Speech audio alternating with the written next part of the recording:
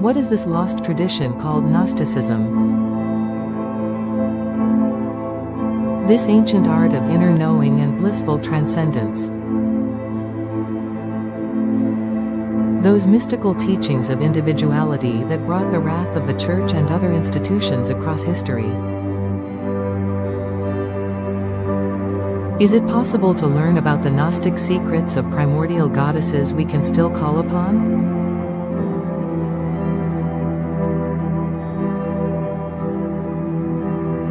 Heed their warnings about alien beings keeping us in bondage in a terrible simulation?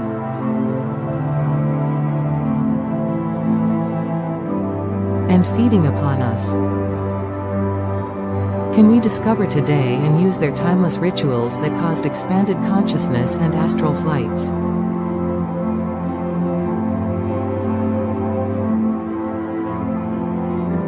That unleashes our inner light and divinity? And the original teachings of Jesus and Mary Magdalene that promised a world of dignity and freedom for all living beings?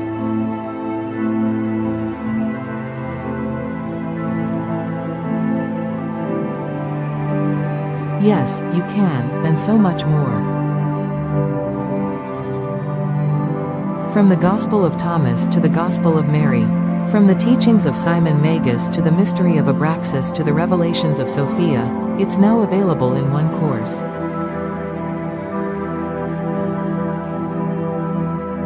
Enter the Virtual Alexandria Academy. Know the unknown and the reality beyond reality.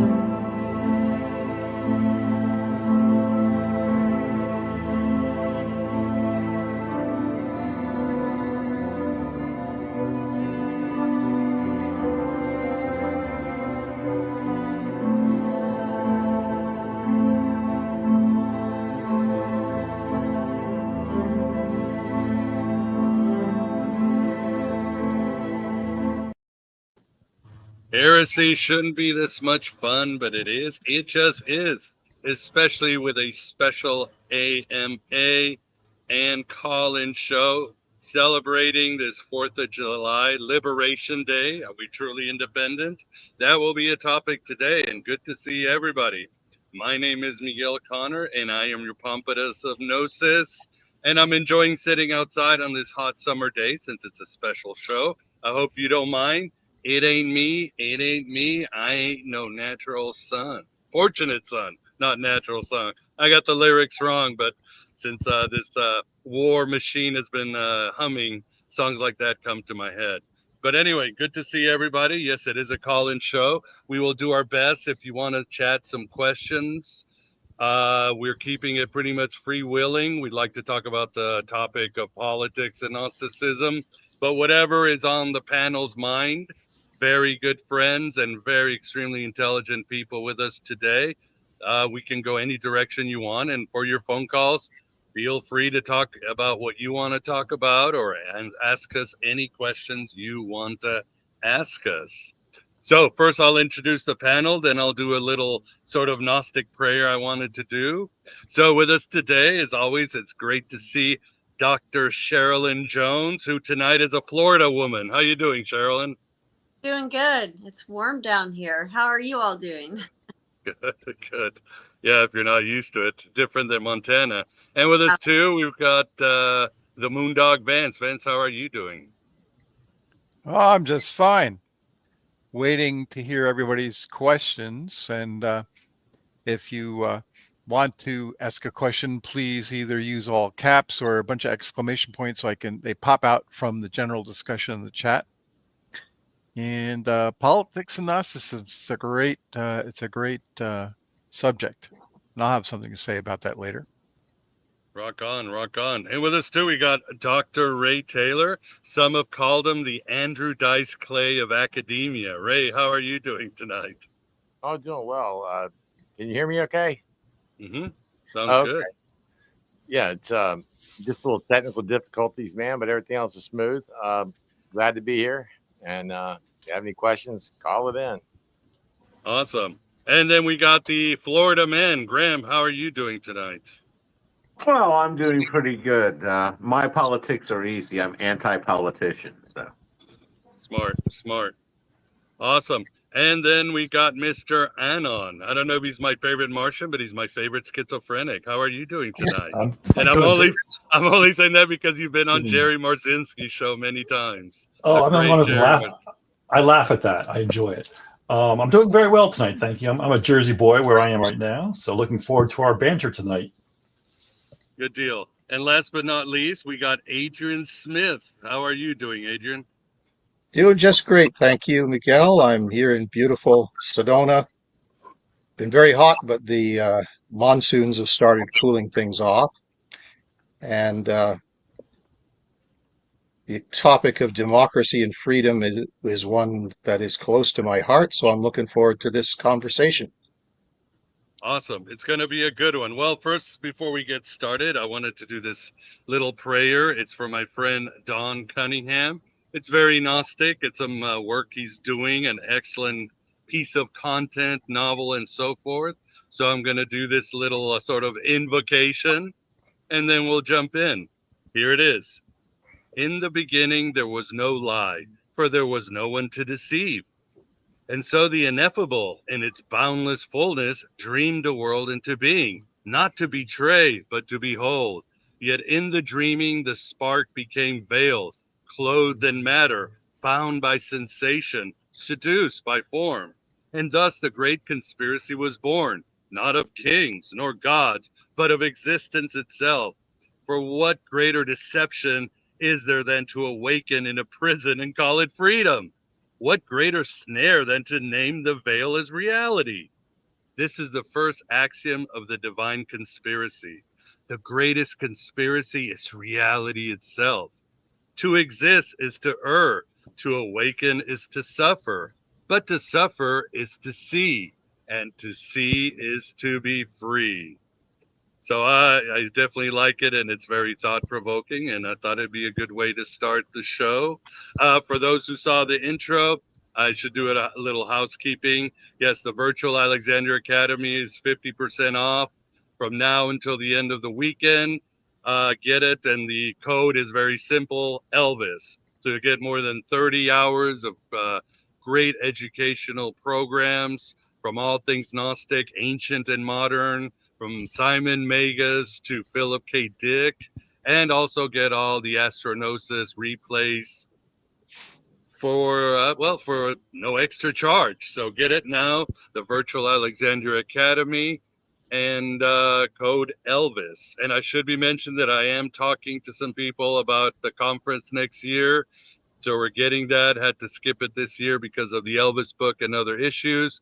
But it looks like it's getting rolling for next year, and it's going to be amazing.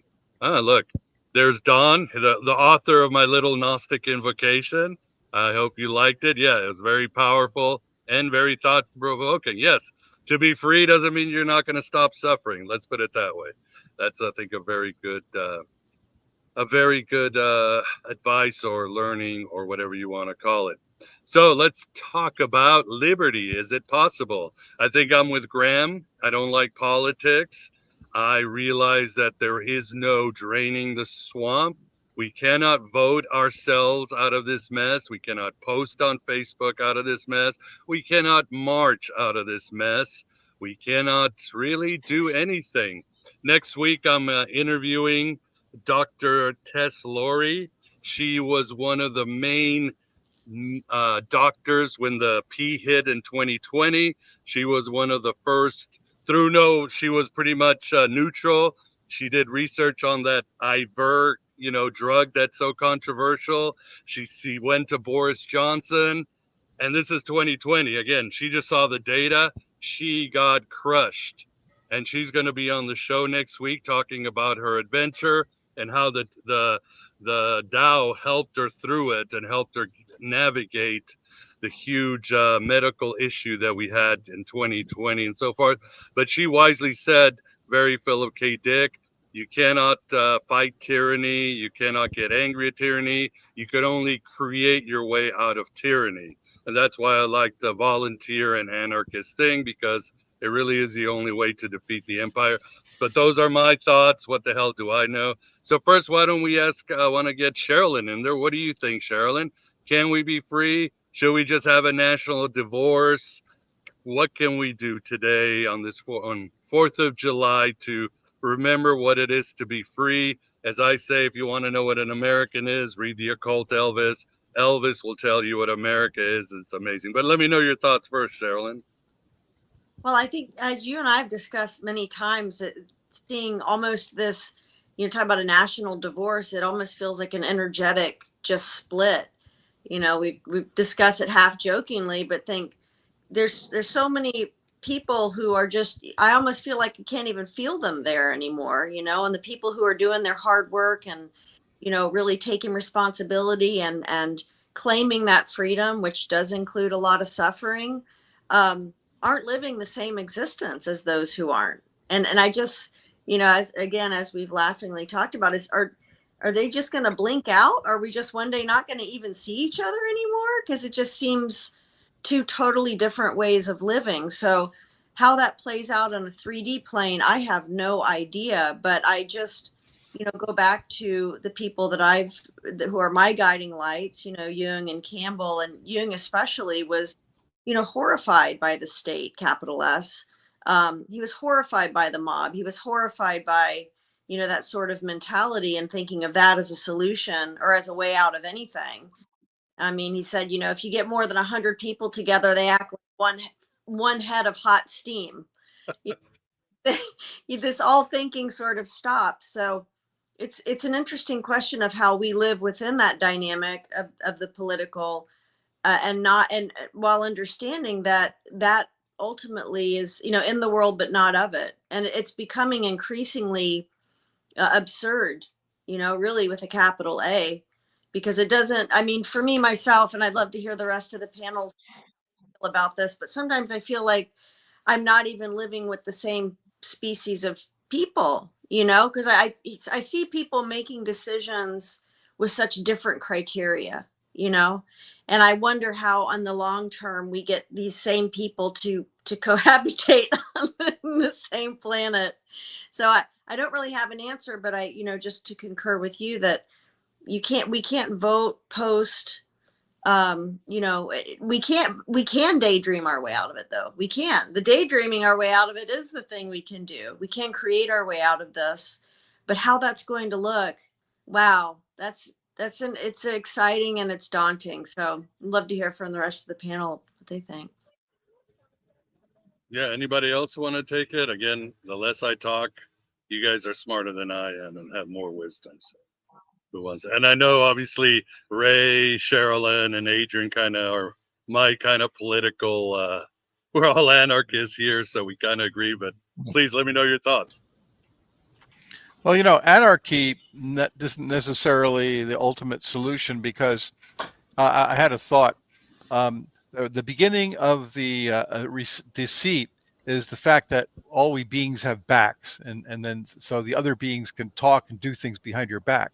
In other words, you can't see. Nobody can deceive you if you can't see what they're doing, right? So, this covert, the hidden thing, and that's because we have filters.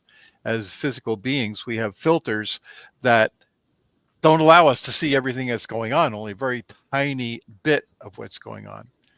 So what it takes is, it takes a society, right, which is kind of the, anarchy kind of, I don't know, correct me if I'm wrong. There's anarchists don't like a society because of what can go wrong with society, but a society full of people who agree on freedom and to give each other freedom, and who have each other's backs, and who collectively can see more than any of the individuals.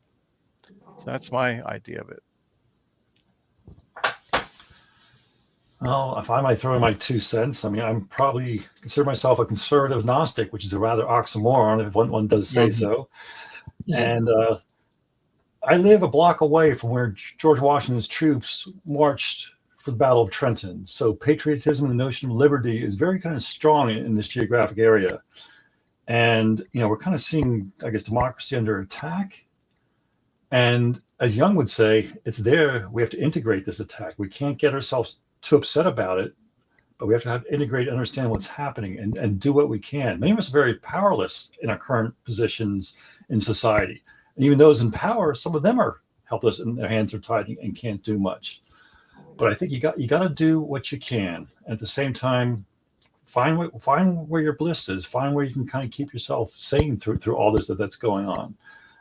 I still have hope for the future. I still think humanity will figure things out. This is a bit of glitch in the grand scheme of the timeline, but it can be frightening and overwhelming. And we have the news running, much to my chagrin, too much in my household. I mean, we're bouncing back and forth between CNN, Fox, BBC. I like to look at it all and to kind of take the average of what's going on.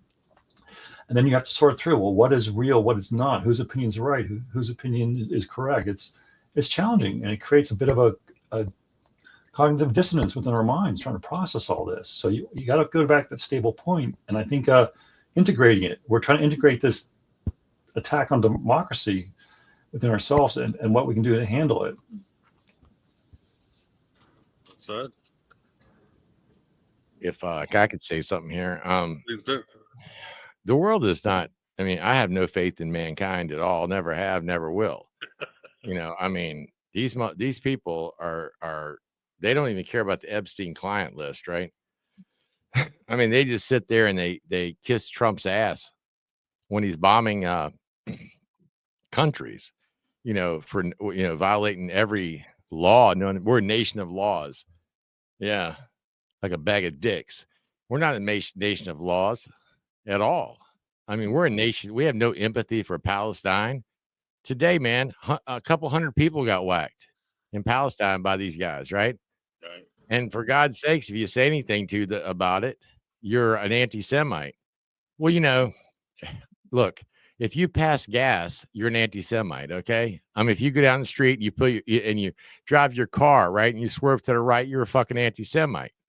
So, and then these brainwashed Darby dispensationalist dickheads that are like that are out here enjoying their 4th of July, right? The founders of this country would punch them in their face.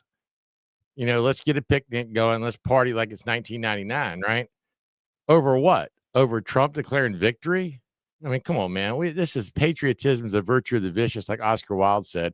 You know what it is? Everyone builds this fucking archetype in their head. Oh, I love America, right? The whole world hates us. They fucking can't stand us. I served in the Iraq War, right? So here's the thing. You think they like us over there? These people, they hate our guts, man. But I want to be happy. And, being happy is loving other people. But I guess empathy went out the window when you wear a red hat and you're a fucking Trump supporter, or you're some wacky ass person who wants to be a woman man thing, right? I guess that means more I cut my wiener off and I become a female than it does about starving, dying people.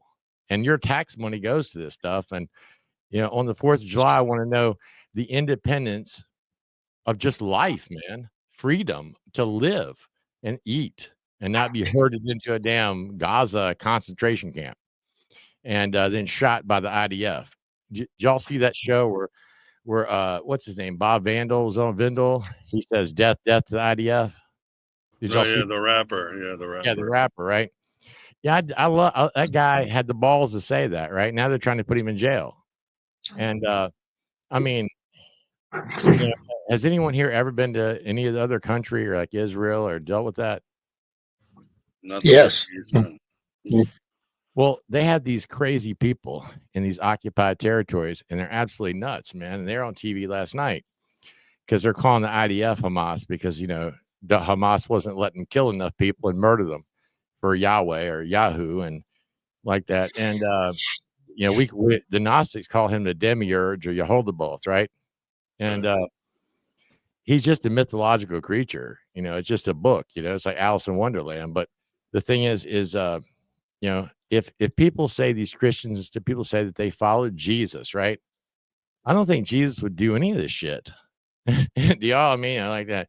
But as far as living in a free country, they're going to pass the big, beautiful bill, and they're going to starve 71,000 Americans to death. We should bring light to that and show people, hey, this is bullshit. But of course, the Zionists, the psychotic people like Ted Cruz, who said that he's got to serve Israel. He was elected as a U.S. representative or a senator, but he serves Israel. I don't understand. I'm not trying to bring gloom and doom. I just want to bring positivity that everyone should get out and like send positive vibrations, pray, and hope that these people can eat food, man. Just get something to eat in their stomachs and get good water and, like that. Cause they're not Hamas. They're human beings. And I just want to send my love out to them, wherever I'm at. I'm sorry, gloom and doom, but it's not gloom. I mean, it's just reality. And if you're a Zionist out there and you're watching the show, go fuck yourself. Okay. Well, why don't we bring in Adrian, who's in Arizona, but of course he is from China, a country that has already fallen. What do you think, Adrian?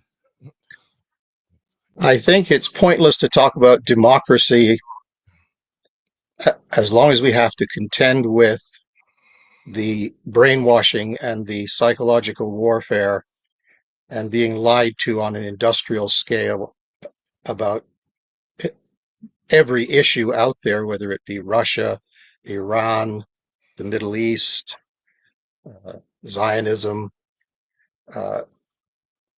We are unable, therefore, to make an informed decision. And I don't think we're going to get anywhere with all of the official sources of information. We're being lied to on a truly industrial scale. And we have to resort to investigative journalists and reading the works of the participants themselves. They'll tell you exactly what they're doing. And going back to the revolution, for example,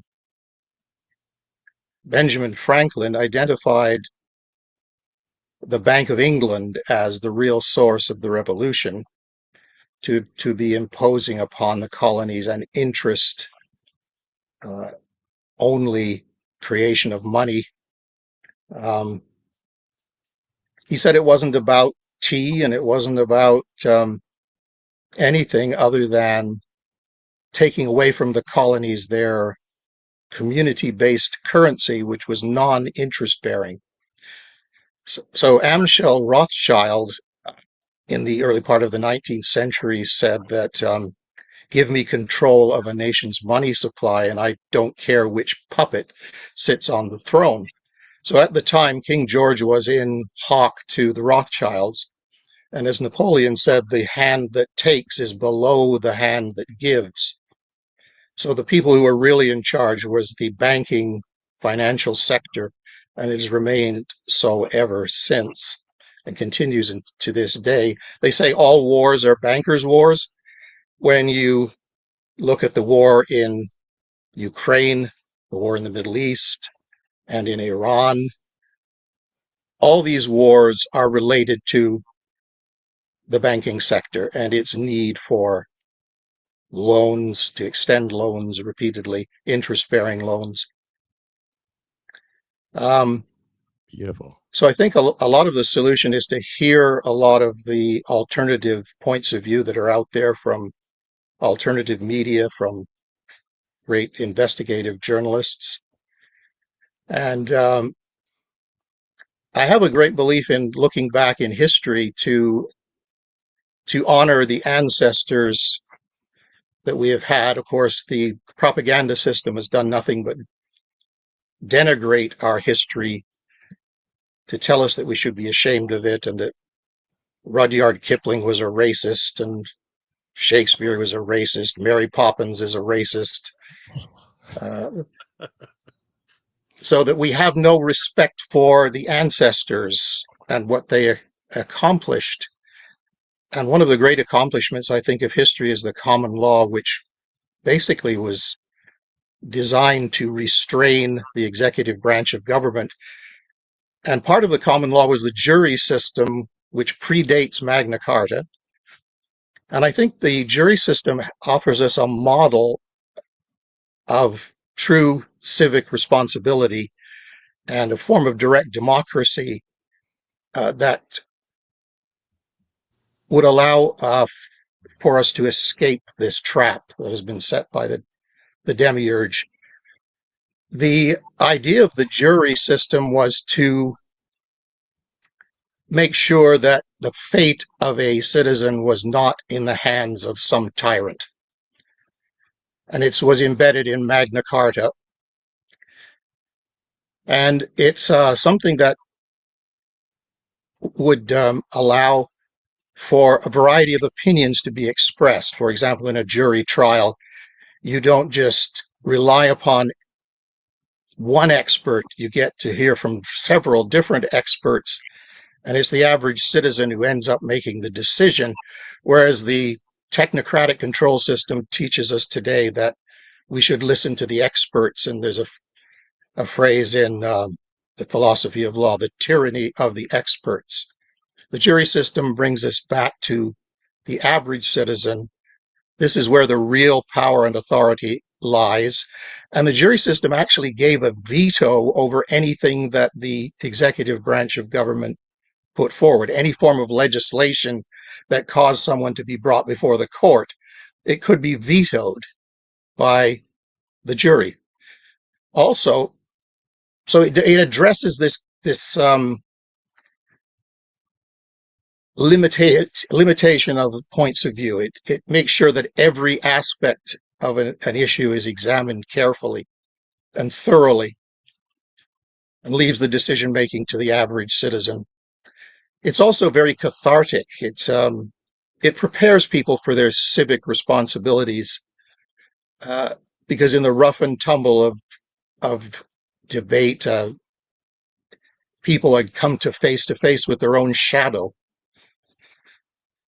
And so I think in looking back to our ancestry,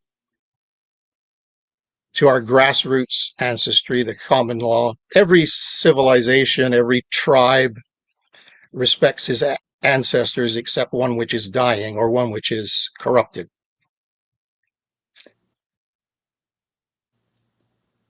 So I'll leave it at that for now. Well said, and thank you very much for that. Mhm. Ray, can we start taking phone calls? Sure. Yeah. Anytime. All right, I'll put the number in a minute. Graham, Nice.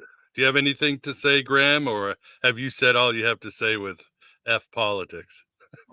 Well, I was going to say that's a good shorthand for it. As I get older, I'm much more with the founders, where democracy is basically a swear word.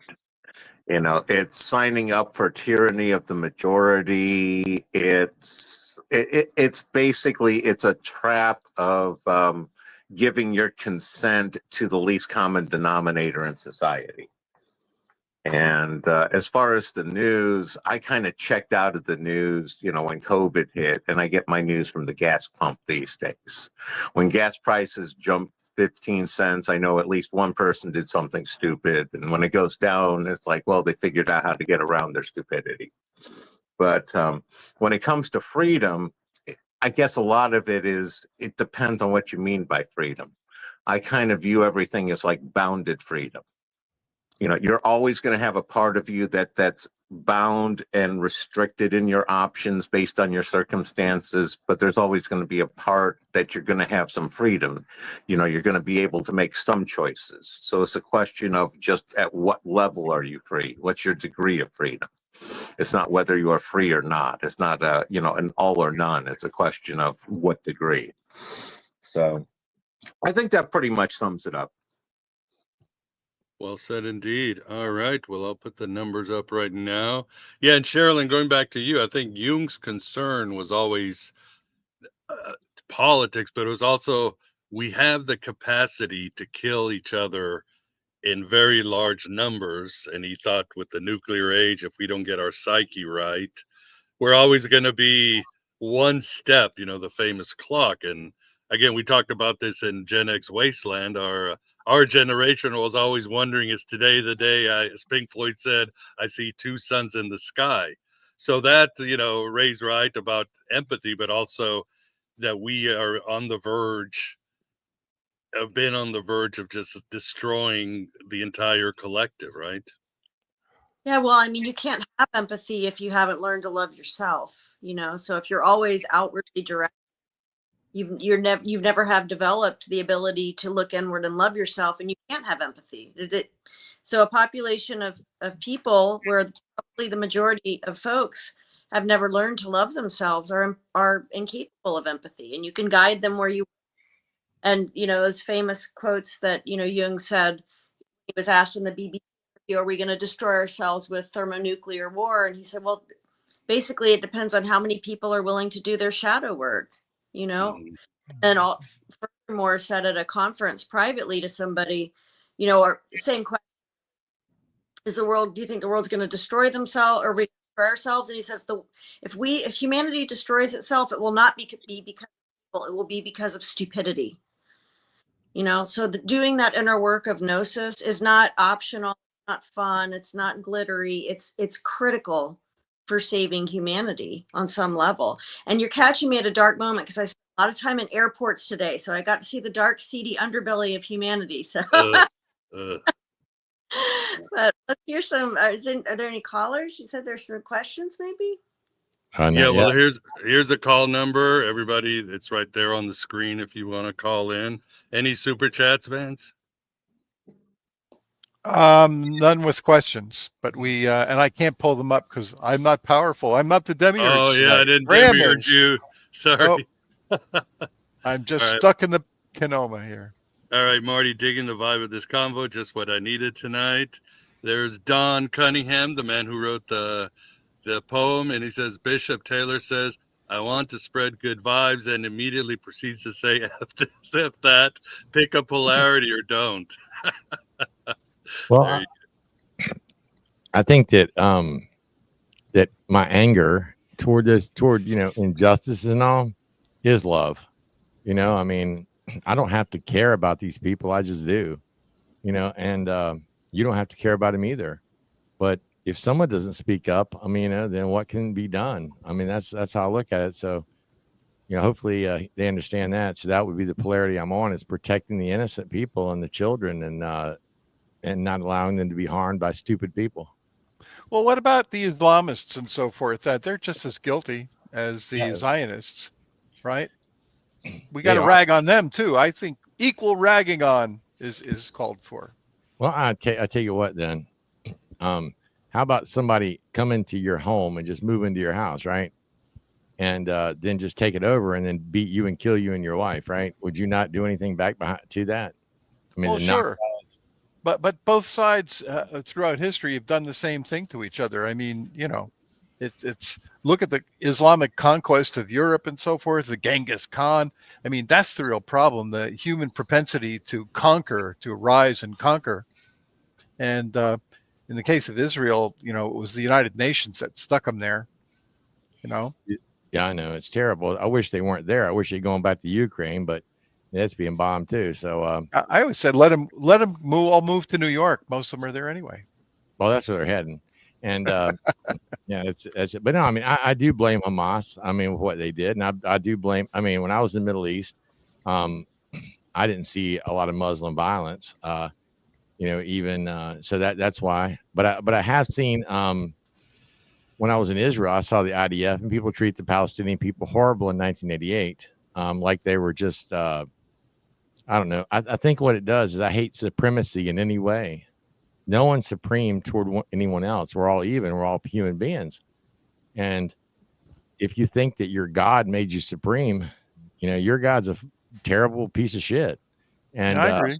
Yeah. So, I mean, you know, when I hear them say that God gave us this land, and these stupid Christian people say that, they're the ignorantest people in the world. And they apply the scripture in Genesis where it says, if you bless Abraham, you'll be blessed. And if you curse Abraham, you'll be cursed.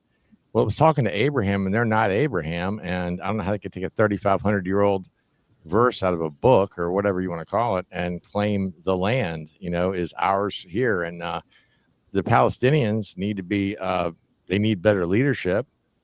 But we need to just get the word out that it needs to stop, and diplomacy should take place right now, and people should come together and try to feed them. That's all. I don't, you know, till that happens, we can't do anything else. If they stop saying death to Israel, we don't recognize Israel, we're going to kill them and get rid of them and so forth, maybe they'd fare better. You know, that's how Hamas came up. It's a polarity, typical polarity on this economic realm, right? Exactly what the archons love, the polarity. Yep. That's what they thrive on, the loosh.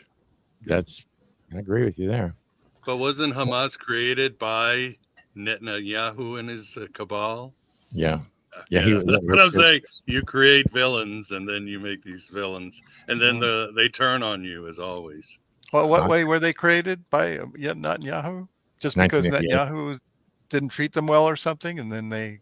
How do you mean? He used politics to make sure they won. He did. He played the game. He tilted the game, or whatever you call it, when the Palestinians were having elections to make sure that Hamas would win because that's who he wanted. Well, They spent over $1 billion to get Hamas in. Mhm. no. You Am know I what? the only Bad choice. one who sees this as some sort of, you know, Roadrunner Coyote, Tom and Jerry, where both sides are, you know, they check in at the beginning of the day and fight it out, and then they check out at the end of the day and go to the country club and have some drinks? Yeah, Okay. I think Yeah. I think a Well, I lot see it. of it's not that real suffering isn't happening. Obviously it is, but the level of charade and theater going on, you know, what drops were bombed on and when it happened and who it happened, and there's so many things going on behind the scenes. And you know, again, we have such short memories. It's, you know, the state of Israel hasn't always been there, and before it was there, Jewish people and Palestinian people and Christian people were living in harmony there. That's right. They ended long time. So when they say, you know, this has been going on forever, going on for however many years since Israel's been created, you know, this particular thing, because before they weren't. But it's the way that the powers be, these demiurgic forces, pour money Yes. into the opposite sides, extremes, because then that creates the loosh. And I myself worked in Afghanistan for the army and got to see that close up. Just the absurd of it all, you know. I mean, if we're sending bombs anywhere, we're creating conflict. If we're funding these, any type of, you know, any side we're funding where lots of people are dying, because when I was there, the philosophy was we were deep into the counterinsurgency thing. But the understanding was that if you kill one person, you create 100 terrorists. So if they've killed 70,000 people in Palestine, they've created, I can't do the math, lots of terrorists. That's a lot. But I mean, that's known. That's, you know, that's how that works. It's If you clearly shake this tree, a banker falls out of it. a banker will. Just as with all the other conflicts that are going on, the idea of Israel was formed by the Balfour Declaration in 1917, at the behest of the Rothschilds, when they promised to Israel that land, which was 90% occupied by Palestinians. So they were offering them something which wasn't really theirs, and it created a great dispossession when Jewish immigration reached critical levels and millions of the Palestinians were displaced and dispossessed of their land. And this is the source of that issue, and the idea that I think the only legitimate claim to the land is that Jehovah gave it to them. There is no other justification for it. So that was what laid it was founded in a great injustice, which has just been rolling forward. Now, the bankers wanted a forward operating base in the Middle East to dominate that region, which is resource rich and very strategically important on the world's trade routes. So the objective is to destabilize countries in the region that do not go along with the financial empire. So after the 9/11, General Wesley Clark identified several countries that were due for regime change. So on the list was Iran, Libya, Syria. All of these countries were countries which are going their own way, having their own autonomy, and not really part of this globalized financial system. So any country that is nationalistic where their corporations work for the country. So the whole idea was to open up various countries to Western banking interests. Russia is very high on the list. Zbigniew Brzezinski identified Russia as a necessary component of world domination and hegemony. It's got $75 trillion worth of resources. It's always been a big target going back to the Crimean War of the British Empire. They want to open up a country to a compliant leadership that will allow Western interests, Western banking interests in there. And right. Israel is just another part of this scheme. I was in Israel in I think it was 1974, and it started me on a very interesting journey because my experience there was like nothing I had ever been told. And it was completely unexpected. And as a journalistic maxim, there's no substitute for being there. Being there really is how you find out things. And I just found the Adrian, Palestinian. Yes, I'm sorry. are you saying that the Old Testament doesn't accurately represent the fact that the Jews occupied that land, in earlier times and so forth? Because that's why they say it's their homeland. Sure, the Jehovah gave it to them and all that, but they were there. And then somebody else threw them out, right? They got diaspora and all that. Somebody drove them out. No. Well, that's true. I guess you could say the same thing of Native American populations. They were displacing each other one after the other. This is true. I'm not. I wouldn't take exception to that. No. Okay, just But I wanted would. to clarify that. Yeah. That's all.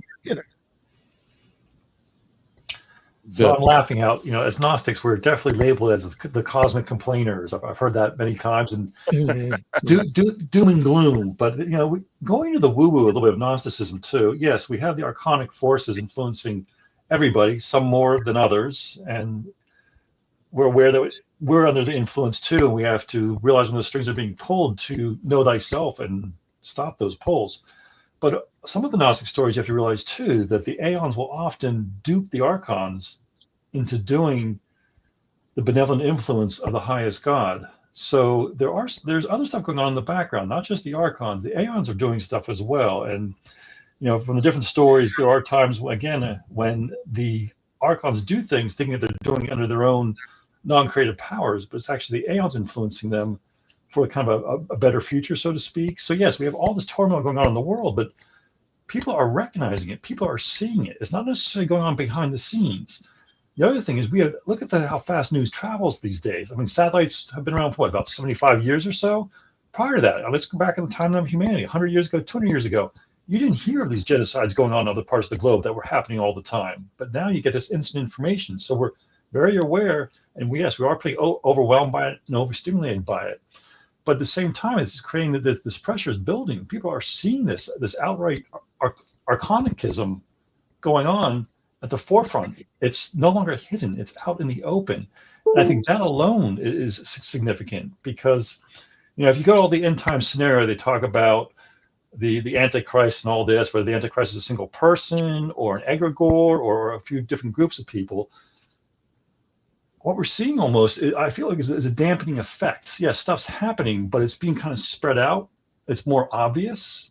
So I think there are still influences going on in the background, beyond the veil, that we're not really aware of. I know everything that looks horrible, but it's like, wait a second, we're being made aware of the stuff that's been going on, and there's pressure's building. I think that's a good thing. I'm trying to be that optimistic, not too New Ageist, but that optimistic person to say, hey, yes, stuff's building, but I think it's going to head in the right direction. I don't think Dr. Taylor feels the same way on that, but you're right. But you're right on that. I mean, we have to look at statistics. This time in our history, we have the less amount of wars and genocide that we've ever had. I mean, that is true. We see it, but compared to 50 years ago or 20 years ago, we are really living in very peaceful times. On the other hand, mental disease, alcoholism, all these other things are on the rise like never before in Western culture. But as far as murder, genocide, and war. These are actually good times, but like you said, the powers that be are making sure we see what we want to see and have an emotional reaction. Not saying we shouldn't stop any form of genocide, or we should work for complete peace because we have that ability. But I mean, the murder rate is down this year. Actually, if you look at the recent reports, it's actually gone down. Now, yes, if you've got an immediate family member or relative that's been murdered, you feel it, and it's all over the news, and you're bombarded with this stuff all the time. So you think it's going on everywhere, but the thing is, it's out in the open now. It's not hidden like the way it used to be. Very true. Yeah, I tend to agree with that. For one thing, I think the system of financial domination is coming to an end. It's failing. It's reaching its end point. The level of debt is at such a level that they need new sources of extending loans for major projects, and that's why they're so eager to get their hands on regime change in a country like Russia. But they're failing in all these things. All these things are not working out for them. So we're at a very critical juncture where the system will just choke on debt. Hey, Adrian, I think we got a phone call. We got a phone call in there, Ray? You're on the airs. It's You got a Trevi phone McTrev. Yeah. Trevi Mc. Yeah, he wants to Can't hear. tell us why we're all wrong as Gnostics. Right. Yes, sir. You guys seem to have a negative view of reality, and it's like self-defeating. And you do all this research, and I think that it's incorrect. Like, if you follow one of the old pagan religions, I think you guys are caught in the middle of paganism and Christianity, and you're not able to bridge the gap. What goes on is not really a big deal. Go ahead. What are you, Trevi? What religion, if any, do you follow, or are you atheistic, agnostic? What are you? No, yeah, I'm a like a Nordic and Celtic pagan. Like, Okay. today is Woden's Day. Of course, it's Wednesday, so in the Germanic, that's Woden's Day. And I believe the country, to go back on what y'all were talking about before, I believe the country is an Anglo-Saxon country. And in the background of everything has actually been Odin and these Germanic gods. Well, there's a correspondence between the, Nordic gods and the Greek gods and the Roman gods and so forth. And if you look at it, there are a lot of archetypes in there that overlap, right? Yeah, it's folkish as like, it's not 100%. It's not always 100%, but we can work on that because I'm sort of hermetic too. I'm into all the hermetic stuff, like a Woden acolyte would be. Yeah, right? Odin is Hermes. Yeah, for sure. Yeah, dude. So I'm into all that shit, and I think that you guys are really causing yourself a lot of frustrations that aren't necessary. Oh, I agree 100% there. I think that humans cause themselves the most frustrations more than anything external. And I think it's I think it's a matter of, the approach I take is a little more Taoistic, where reality is what it is. And the idea of reality being good or bad is more of a moral value judgment that an individual places on it. And each person beyond good and evil, 100%. I'm in. So I think it's the idea of trying to view the world as good or bad is where the mistake is happening. Just take the world as what it is, and you add the good or bad to the world as you go through life. Tag. Yes, sir. I agree. Yeah, because you're only responsible for your own thing.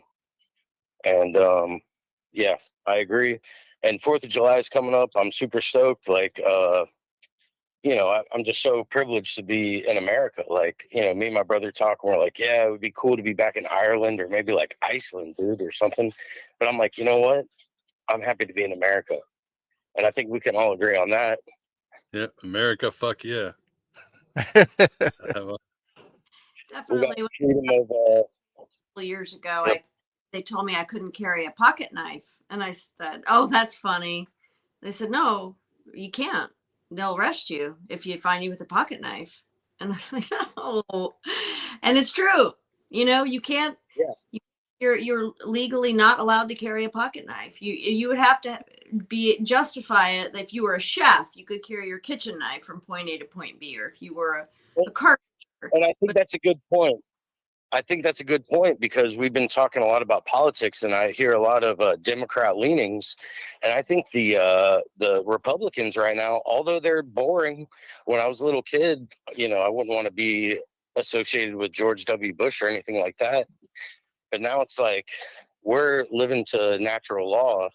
The Republicans are more within natural law than the Democrats are, because you guys are putting us in a tough situation with these. You know, not letting us have firearms and things of that sort. I hate Democrats.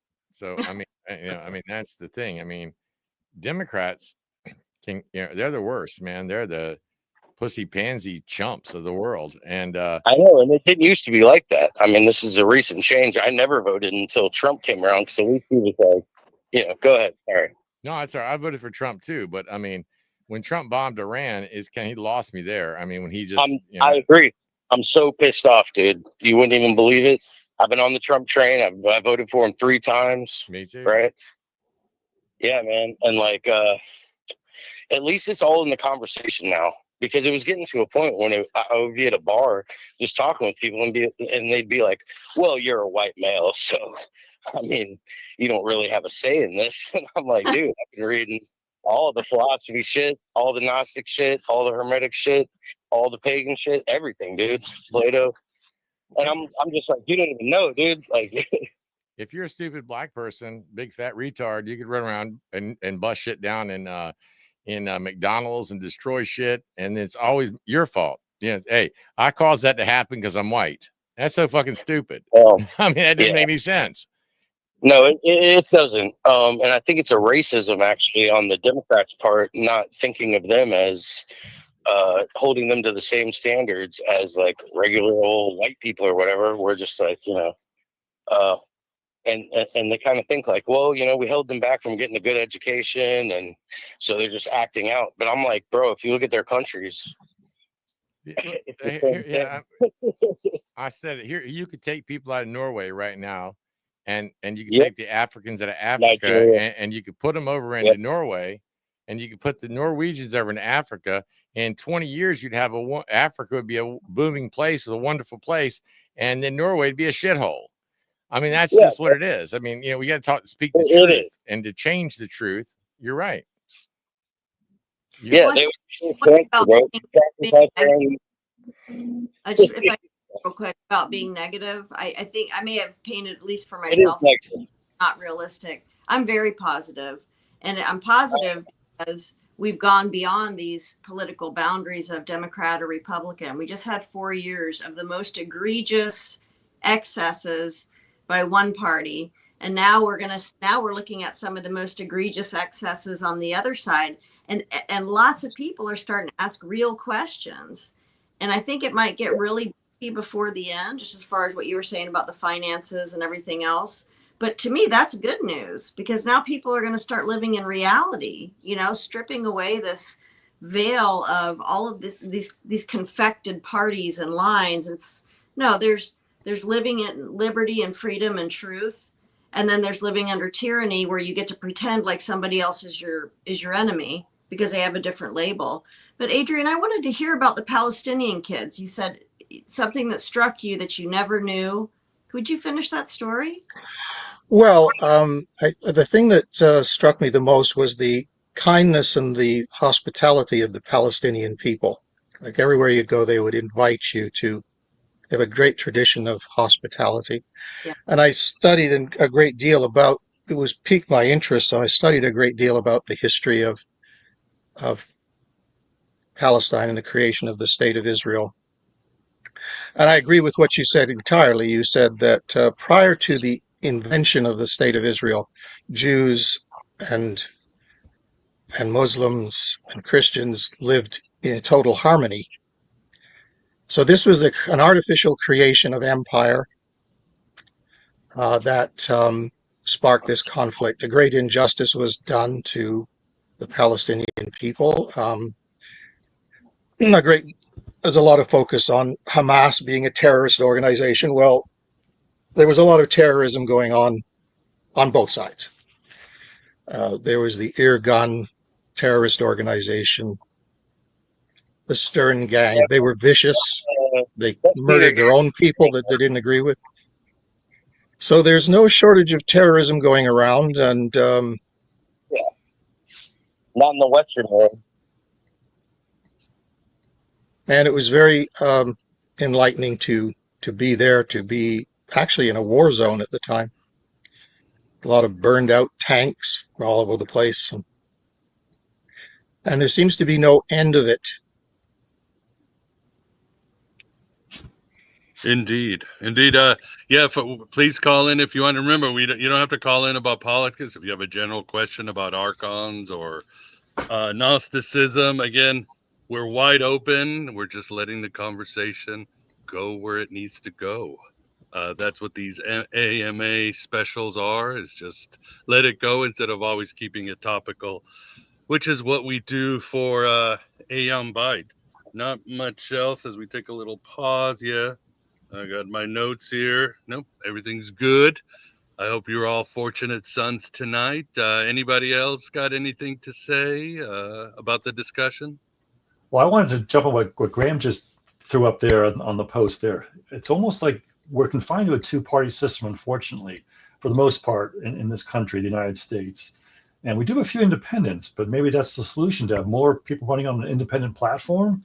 That way they're not committed to one party or another. But of course, if they run as an independent, sometimes they don't have the same type of financial backing because they're not backed by a particular party.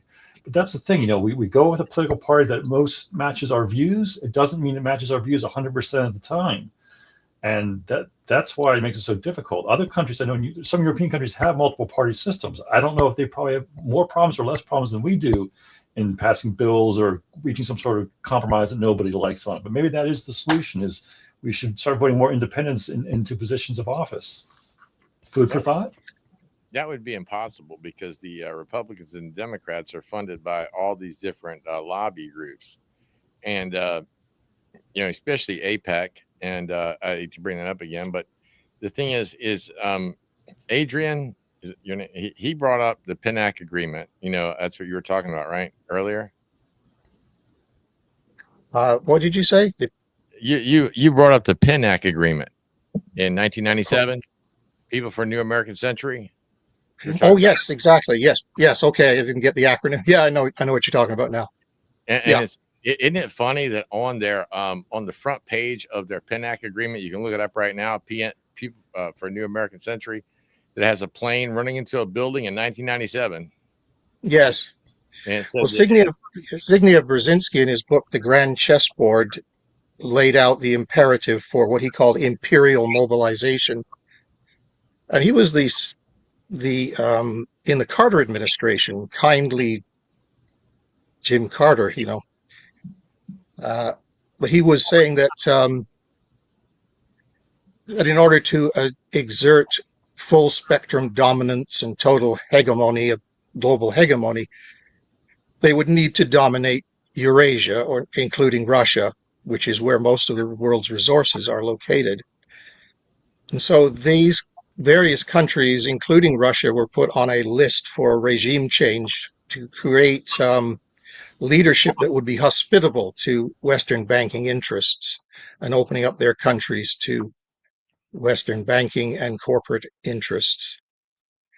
And he said that the only problem with that was that because of our history of democracy, it would be almost impossible to mobilize the necessary public support in the absence of some direct threat or external threat.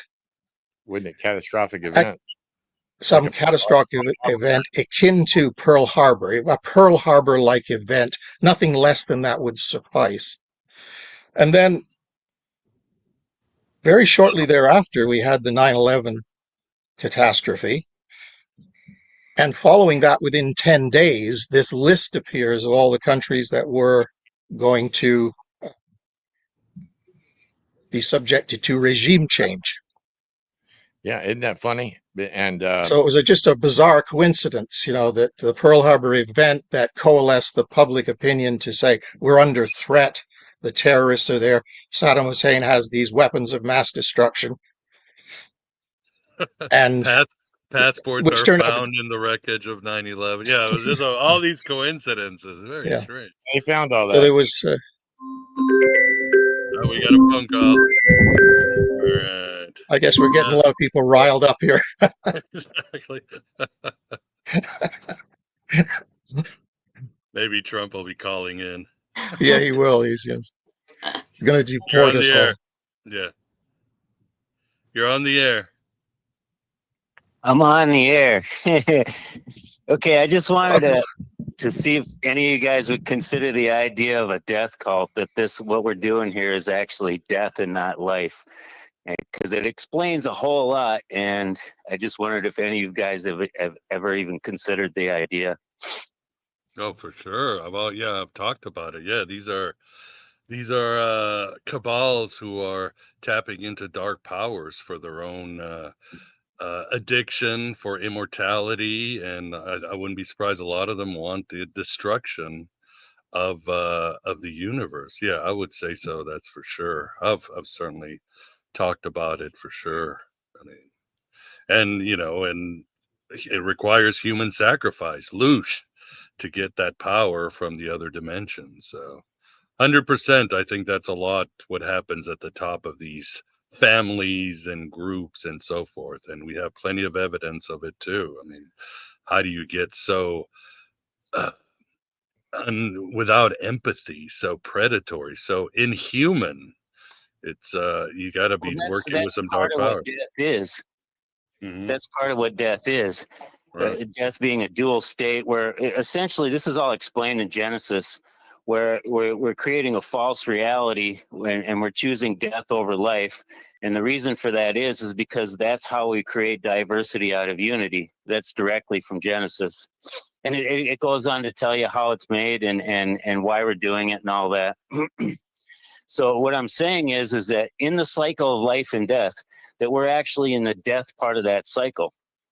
And if you look at everything and you look at the things we don't know about, like consciousness, intelligence, death, the reason we don't know about those things is because if the truth were told, we wouldn't be able to pass this death cult off as life. Makes sense. Yeah. Yeah. I take the approach of the only certainty that we have is death. That's the only thing that we have to do in life is we got to die. Everything else is optional. Even And taxes, Graham. oh yeah, you can die you can not pay taxes and die. Would you have any fear of death if you knew you're already dead? Well, I don't have any fear of death as it is. It's, for me, it's a question of what hill am I planting my flag to die on? Actually face death. A lot of people say that, but when it comes to the point where they're actually facing death, they're not so convinced. I'm kind of old, and I've had guns pulled on me and stuff. So, I've kind of been there where I faced my mortality a few times. And like I was saying, it's a question of what hill are you planting your life to die on? What's your life going to stand for? That, you're going to die. It's a question of what are you living for? Have you ever experienced your own death? I don't know what you mean by that, so I can't answer the question. Well, if you look at mystery schools and all that, there's a number of ways to experience your own death. And when you do, that's the only way you can find out that this is actually death and not life. And there's a reason for that, because it's about suffering is connected to building mental complexity, which is connected to making diversity out of unity, right? Mm-hmm. So the only thing that gets you through that suffering is the fear of death, because given the choice, like Sun Tzu said, give a man a choice between do or die, and more often than not, he'll do, right? Yeah, no, it's a question of what you're talking about. I generalize it more of be looking beyond our, this physical reality. It's not necessarily that there are other ways to do it beyond just, views of death kind of thing. First, you have to define No, death. but how do you get out of this physical reality? There's two ways I know of in your dreams and to experience your own death. Now, in your dreams, you can't bring those back with you because you're not doing it in a conscious or in an objective state. But when you have something like an NDE, which you can produce yourself, there's actually clinics, underground clinics all over the country now, if you're in the U.S., where they'll stop your heart under clinical supervision, under medical supervision, for a few minutes so that you can experience it. I wouldn't recommend that. I would say, something like the hemi sync, where you get different sounds in the 2 ears, can evoke, out of body experiences. Out of body experiences. You think stuff, and it doesn't do it. It's a completely different thing. You're on a scale of consciousness from unity or the purely subjective state to the purely objective state, which is what you're in now, right? What we call a waking state. If you I would not call the state we're in purely objective. I would. We are in a very filtered subjective state. Can we get somebody input besides Graham's? Okay. Well, when I was into Tibetan Buddhism, we were always taught you can reach that bardo or state of enlightenment, and there are only a few ways you can do it, where you're outside of your ego, but you're not into the next stage. And that was always, meditation right before you wake up, orgasm, maybe the male orgasm, and I think those were the three ways that you could reach that middle stage. So, and like you said, with the mystery religions, there is ways where you can actually go through that brief moment of death and destruction. So I'm sure there's many ways. Ritualistic drownings, which is probably what Zarathustra did. So there are many ways of doing it, I would say. And John the Baptist, right? The ritualistic baptism. You have to actually do it, and you have to actually experience your own death. And you will say, when you go through it, you will swear to God you're dying, right? There's no difference between that and an actual death, because what we call death is simply a door out of objective reality. And you're talking about the ego hanging on to life. Don't remember it. Yeah, the ego hanging on to life. That's the terror and the fear. So you mean the false ego? Well, I don't know about a false ego. The ego is actually the world within you, right? Ego, geo, earth, world. That's your world within you that you're creating by what you're going through here. Your false ego is what people normally call the ego. At least if you're going by Freud and the way he set all that up. I always this idea of a ritual, the blood ritual of war. When I was looking at in anthropology, looking at these cultures, the Aztec, Maya, what have you, that had these, huge traditions of human sacrifice at scale. And I thought, well, look at Europe, and from 1000 AD to 2000 AD, it was human sacrifice at scale, and it was justified by our God. How is that different? There are differences, but to me, there's so many similarities there of feeding this God, and this blood sacrifice at scale. And so I think that's something that would be hard for most people to come to terms with, that it's actually feeding something on a much higher level. But if you've lived and worked in a war zone, like it sounds like you have, Ray, and you've been in, Adrian, as I have, it doesn't have, as young as I sound. I'm in my mid 60s, so it has this other tenor to it that feels ritualistic. It's very dark. It's not just dark because it's a war. And maybe that's just because I'm empathic or sensitive, but it has this sense to it of being sacrificial. Did you say it was productive sacrificial or wasteful sacrificial? Well, it's productive to the degree that people can make something out of their trauma, you know, and I worked closely with a lot of those folks. I worked at Walter Reed Army Medical Center and inpatient psychiatry and got to see that up close. So some people do find their ways out of those traumas, but by and large, it's not a productive thing, you know, for most people. But I mean, who's to say? I really you know, respect what you're doing, by the way, on that front, on healing trauma and stuff. To a more Taoist sort of view of, you know, the level that we're on. Good and evil is existing on the level that we're on right now. I can't say, but you know, it's certainly done with a lot less knowing and consciousness of what they're actually participating in, from my view. So, you know, as far as the outcomes go, we'll just have to see in the future. Yeah, I feel focusing but on all death, that is kind of a diversion.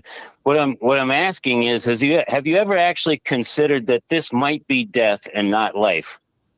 And, and when you do consider that, and you actually consider it and the ramifications of it, it explains a whole lot about what's going on in this world. That's what Socrates and said. The Bible in Hades. this. I mean, Genesis starts out right away by telling us where you land. Genesis begins with your conception in the womb, right?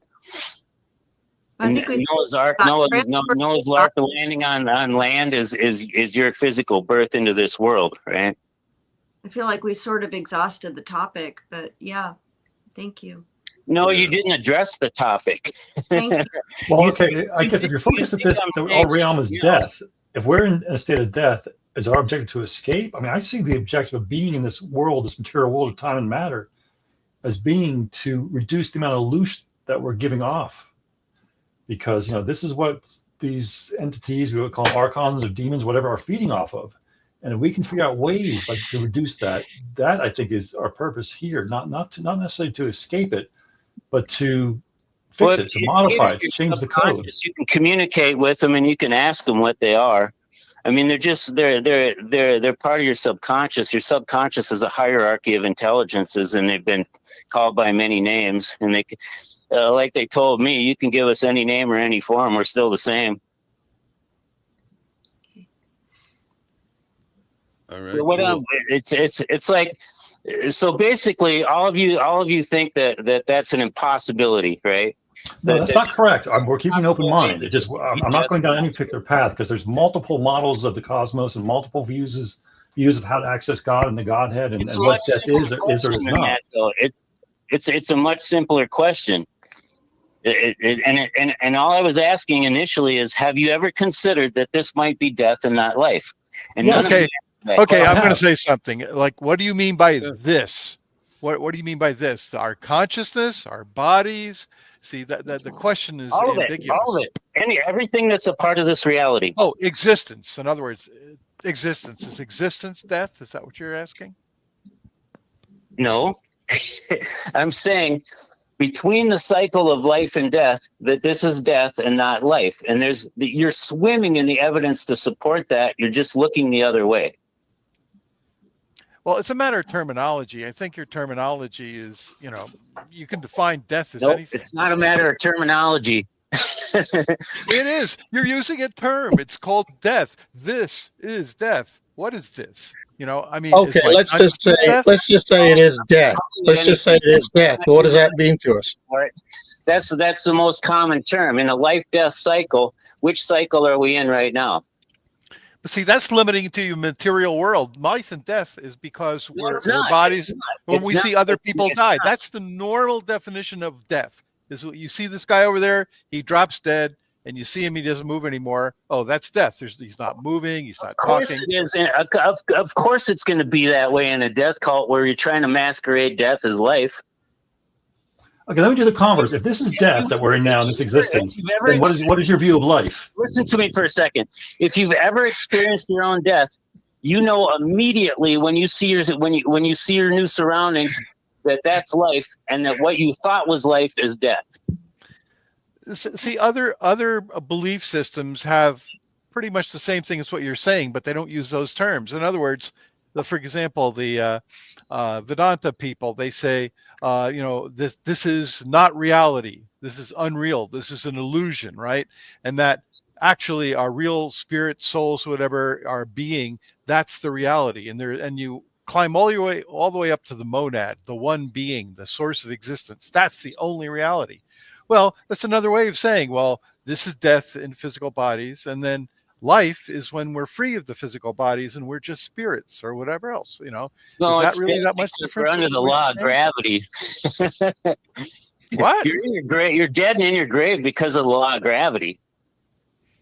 But No. gravity isn't what you were told it was. It's a much simpler thing, actually. Gravity is just harmonic tension, and when you're trying to create diversity out of unity, what's the first thing you have to do? Split off.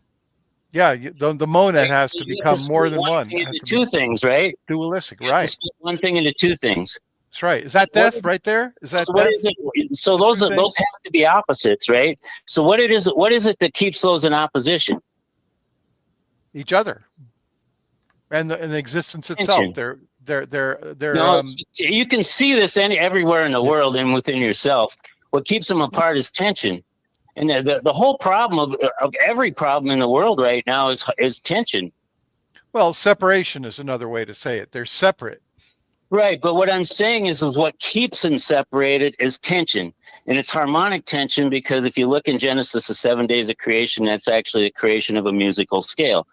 And I'm sure you've heard before that the underlying structure of the universe is musical, right? Yes, I've heard that. That comes from Genesis. That's great. Miguel, are there any other topics we wanted to cover? So we're kind of get to the end here. I'll let you guys go. All right, appreciate your call. Yeah, what was your name, callers? So I can associate you with the chat. What was your up. name in the chat?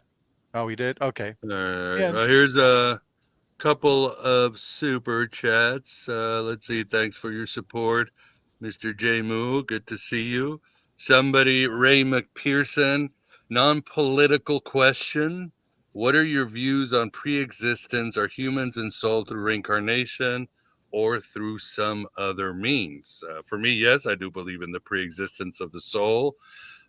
Some sort of reincarnation. I'm not attached, or I'm agnostic on the mechanics. I do believe time and space are relevant to our divine spark. We can go back and forth. As the Kabbalah said, we can have many souls housed in our bodies, and there can be rebirth in other places. But that's pretty much my view. Anybody else want to share or check in or disagree?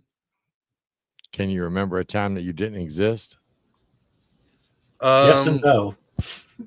When I'm deep in meditation and you hit that that state, I can feel it, yeah.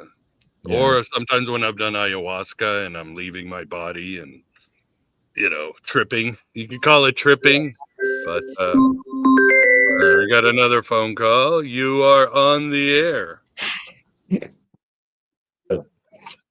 Yes, sir. I have the answer to the reincarnation predicament. Mm-hmm. What is it? Yeah, you reincarnate. If you're a male, you always reincarnate as a male, and it's in your it's only in your genetic lineage. You ain't gonna be a butterfly in your next life, bro. I think the world's probably, the Earth is more. It's probably older than we think. So the little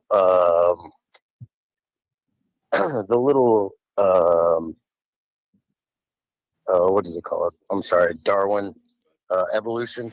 The little evolutionary things that we're seeing over a small period of time. I mean, humans could have been here a million years, guys. Or a mixture of,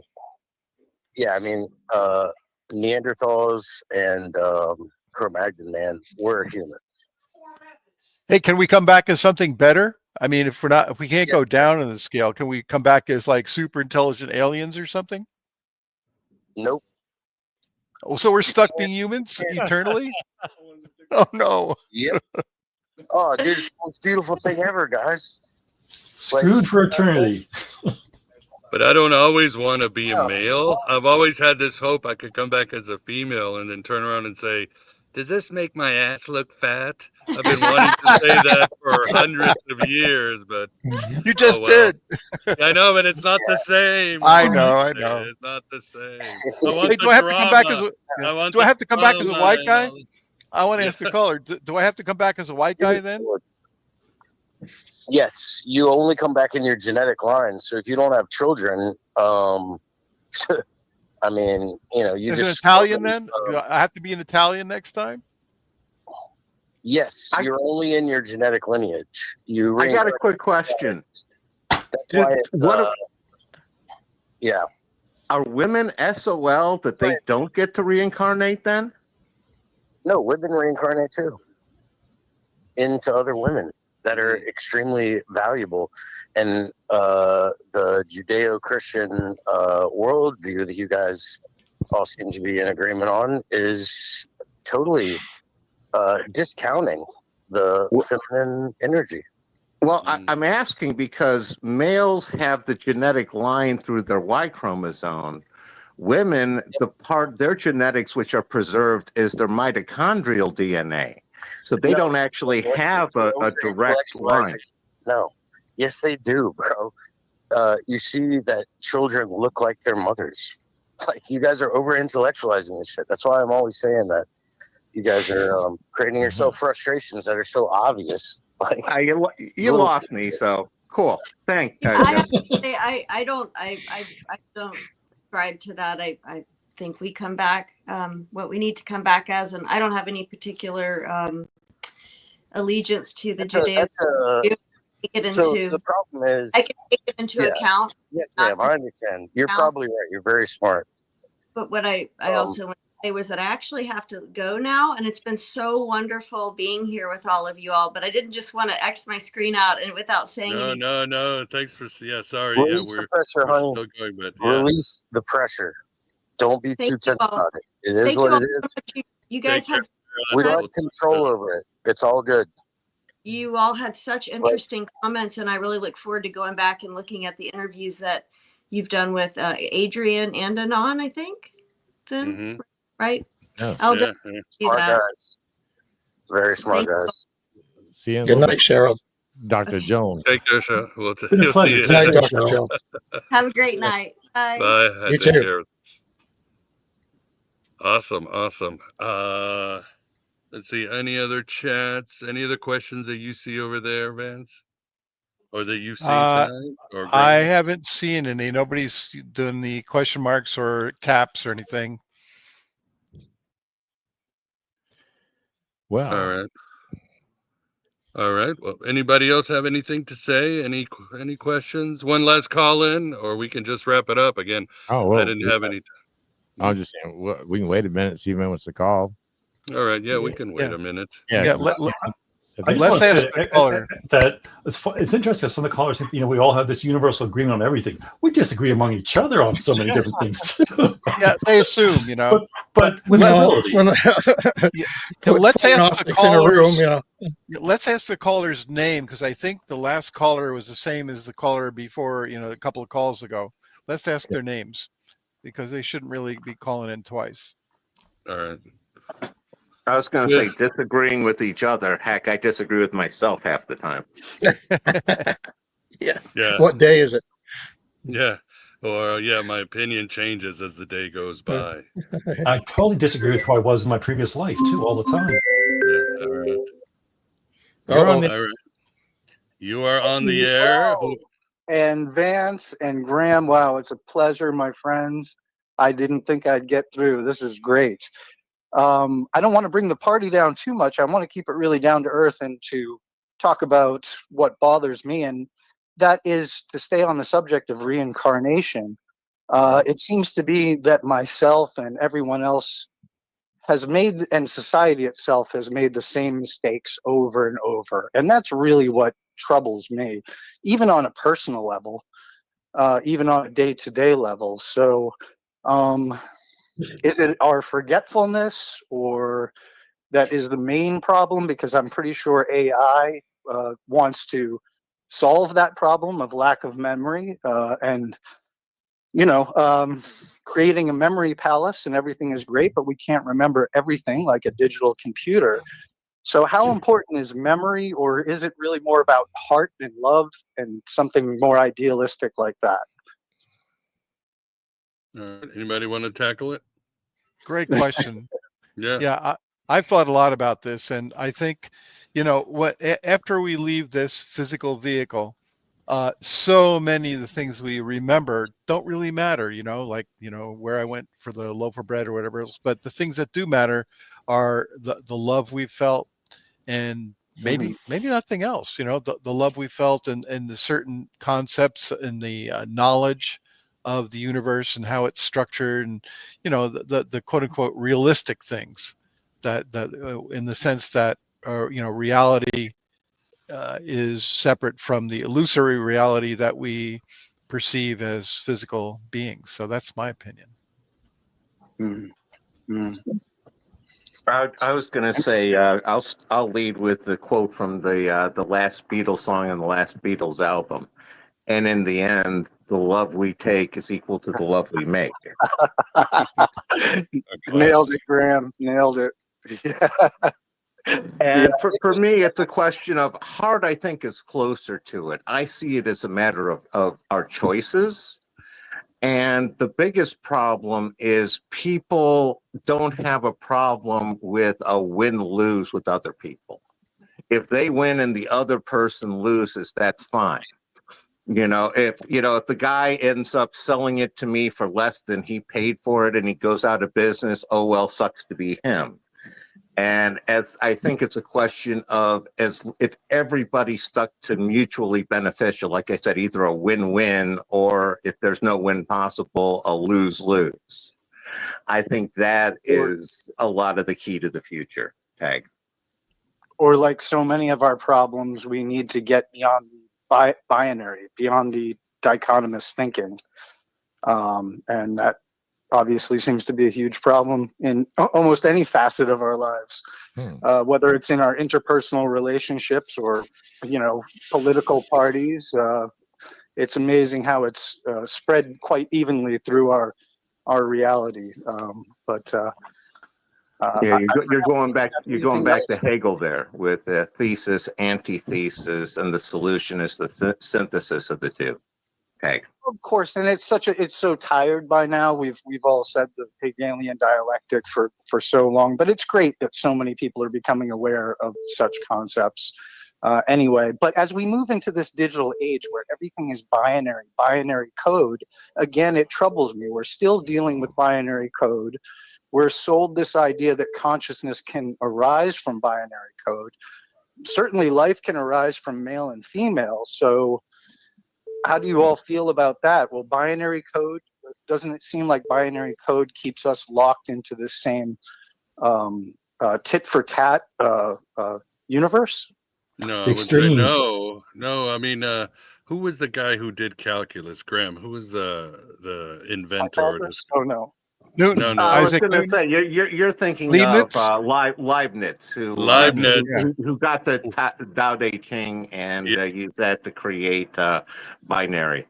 Right. So Taoism affected this great discovery, and you talk to any Taoist and they say Taoism is a binary code. So I don't think it's bad. I think it actually is a structure of the universe, at least from a Taoist point of view. I see the caller's point on this, though. There seems to be a transcendent function as well. Yeah. I see the caller's point on this, though. I mean, you think of binary code, the ones and zeros, it's on and off. It's either one or the other. It's extreme poles back and forth. Well, then you got to go to the next epiphany level. Okay, the balance between binary and analog, digital and analog. I think that's where one has to go. But I see what the caller is talking about, because really with the binary and digital systems, it's on or off. It's one or the other. There's nothing in between. But with analog, you can't have that in betweenness. So it's something food for thought. Again, of course, Kurzweil would tell us is something beyond that, because it's about to become conscious. But I'm not sure how conscious I am or how conscious Miguel is. I think we're all on a sliding scale of consciousness. There's all these tropes about how awake are you, we're awake, or you're woke, or whatever it is from either side, and how it seems ludicrous to me that anybody would proclaim that they're awake. Certainly, we may be on a level higher than somebody else, but again, this false binary between I'm either awake or I'm asleep, it just doesn't seem to be fruitful. But No, I'm mid snooze. I'm more awake on some days than others. Yeah. Yeah, the resolution that I found for the problem you're looking at was dialectical monism. And it's the idea that everything you have the monad, but the monad can't express itself as a unity. It can only be expressed as a duality. Mm-hmm. And that ends up producing basically like a Jacob's ladder hierarchy, where every monad is also part of a duality, and you end up with a causal chain sort of thing. Heck. Sure, or a DNA strand or something like that. Oh. You almost need Bernardo Kastrup on this call. Yeah. No, mathematically, when we talk ones and zeros, really what you're talking about is automata theory and mathematical logic, right? We're not just limited to ones and zeros. Any finite set of symbols is equivalent to ones and zeros, Turing machines and so forth. But the way I see it is I don't think a purely mechanistic causal machine can ever be conscious, because the way I see it, consciousness is the ability to break the chain of causal, A gives B, gives C, gives D, and somehow just extend out into the infinite. It's the contact with the infinite. And I believe consciousness is infinite. The monad is infinite. But I believe it starts with knowing yourself. Like, how conscious are you of yourself, and then that will equate to how conscious you are of others and the world around you. Oh, that's certainly true. As well as I'm agreeing with what you're saying. Yeah. Yeah, no, I agree. I agree with that. Yeah. All right. Hey, gentlemen, I appreciate you so much. I'm D.E. Ciccone in the chat, and it's been a complete honor to just have this conversation. So much love to you all. Keep doing what you're doing. I tune in all the time, and I'm very appreciative of all of you wonderful souls. So thank you so much. Thank you, and Thank thanks you. for calling. Yeah, great Thank question. you, Miguel. Thank you, Graham. Thank you, Vance. Cheers, gentlemen. Bye-bye. Good Hi. night. Happy 4th. Awesome. We had a call coming in a couple times while we're on because I can only take one at a time. So if they want to call back, go ahead real quick so we can put them on. Yeah, please call back if you can. Yeah, it should ring any second now since the lines are clear. And no, I mean, when you were talking, I was sitting there thinking, well, there we go. You were gonna. You're on live. Yeah, you're live. Yes, Serge. I have an answer for Hegelian dialectic v monad. All right, cool. Yeah, so we have a miss-up. Remember you had Edric Thorson on there, Stephen Flowers? Didn't you interview him? Many times, yes. Man, that motherfucker's got it completely figured out. I mean, to discount him is bullshit. So that's where I'm coming from. He explains the subjective, the objective world, subjective versus objective. And I always had a trouble with this as a young guy coming up as probably a Neoplatonist, even though I didn't know it, right? And a Hermetic. Yeah, but it's I could have gone Greek gods or Celtic gods. I went into the Norse thing to have some kind of objective out in the world as well as subjective viewpoint of my inner archetypes and then out there in the world. And the runes are kind of a thing like that for me. So people do that all the time with Kabbalah and whatnot, right? Mm-hmm. You called before, didn't you, caller? I just wanted to hook that up if you did. Okay. Yeah. I've been listening to you guys. I listen to the gentleman all the time, and I don't even skip through the intros. I milk it in with the with the movie quotes and stuff. I'm in there, dude. Cool. Even though I disagree. I've been on you for a minute. What's your name? Chirpy McTrev. Oh, okay. So Yeah. So the subjective is your personal life, and the objective is things that we can all agree on in the world, right? Yep. And I think we're getting this. Whenever you bring the monad in, we're getting confused with this whole oneness idea. I think the oneness is a psyop, and I felt for it myself for a long time. The oneness you feel is just yourself. It's you don't have to include all this other people's subjective lives. You see, those are other people's subjective lives, and it's none of your business. And you don't have to integrate the evils of the world. Like, I want you guys to relax, man. That's why I'm glad you took my call. Very appreciative. I'm glad to be in America, and I like you guys a lot. Thanks a lot, man. Really appreciate it. Yeah. Yeah, I mean, who wants to go back into some cosmic stew without identity or fun or anything like that, right? At the Yes, end sir. of the day, it's good stuff down here on Earth. So you Yeah, know, it's been, we have we're privileged enough to have a subjective life, and that's what something like America would bring us, and most of the Western world, with a sense of individuality. But I also think we have to take our folkish point of view, or like, these are our ancestors, bro. Why is everyone's grandparents in a nursing home? And why are you not paying attention to your kids and stuff like that? Yep. Yeah, I agree with that. What you practice Norse religion or Norse? Yeah. Yeah, because Yep. I'm Icelandic. That's why. And you know, my mother came from Iceland and taught me that when I was a kid. Yeah, well, basically, you know, the as far as I see it, the Abrahamic world kind of took over all of Europe, and we're not able to get to the you know, they burned Alexandria and worked their way north, right? They weren't able to get to Iceland. They weren't able to fucking fight the naked They got to Gaelic they warriors got to Iceland with trade. They did intellectually, but we wouldn't have 1,000-year-old manuscripts if they really defeated us completely. You're talking about Snorri's sagas. I'm just wondering. I mean, you know, Right? Yeah, the it was poetic Edda. yeah, it's like until 12th century, but they still haven't. Yeah, and a lot of those stories are older than that. Yeah. As we know, the Christians just mauled through and just burned everything and destroyed everything. Yeah, they made a deal with the Great Heathen Army, and then they reneged on their deal, and they went and calculated the hit towns when they were all together in unison. They couldn't beat them, but when they, you know, because the Christians lie, and the early church, Yeah, they don't have honor. They're dishonorable. They have no honor whatsoever, and but that's not to say that Christians are bad people or anything in the modern world. The Vikings had their day too, right? Oh yeah, well they saved Europe. Yeah, Viking is like a slang term. Is white. Yeah, that's like saying cowboy. It's like saying cowboy.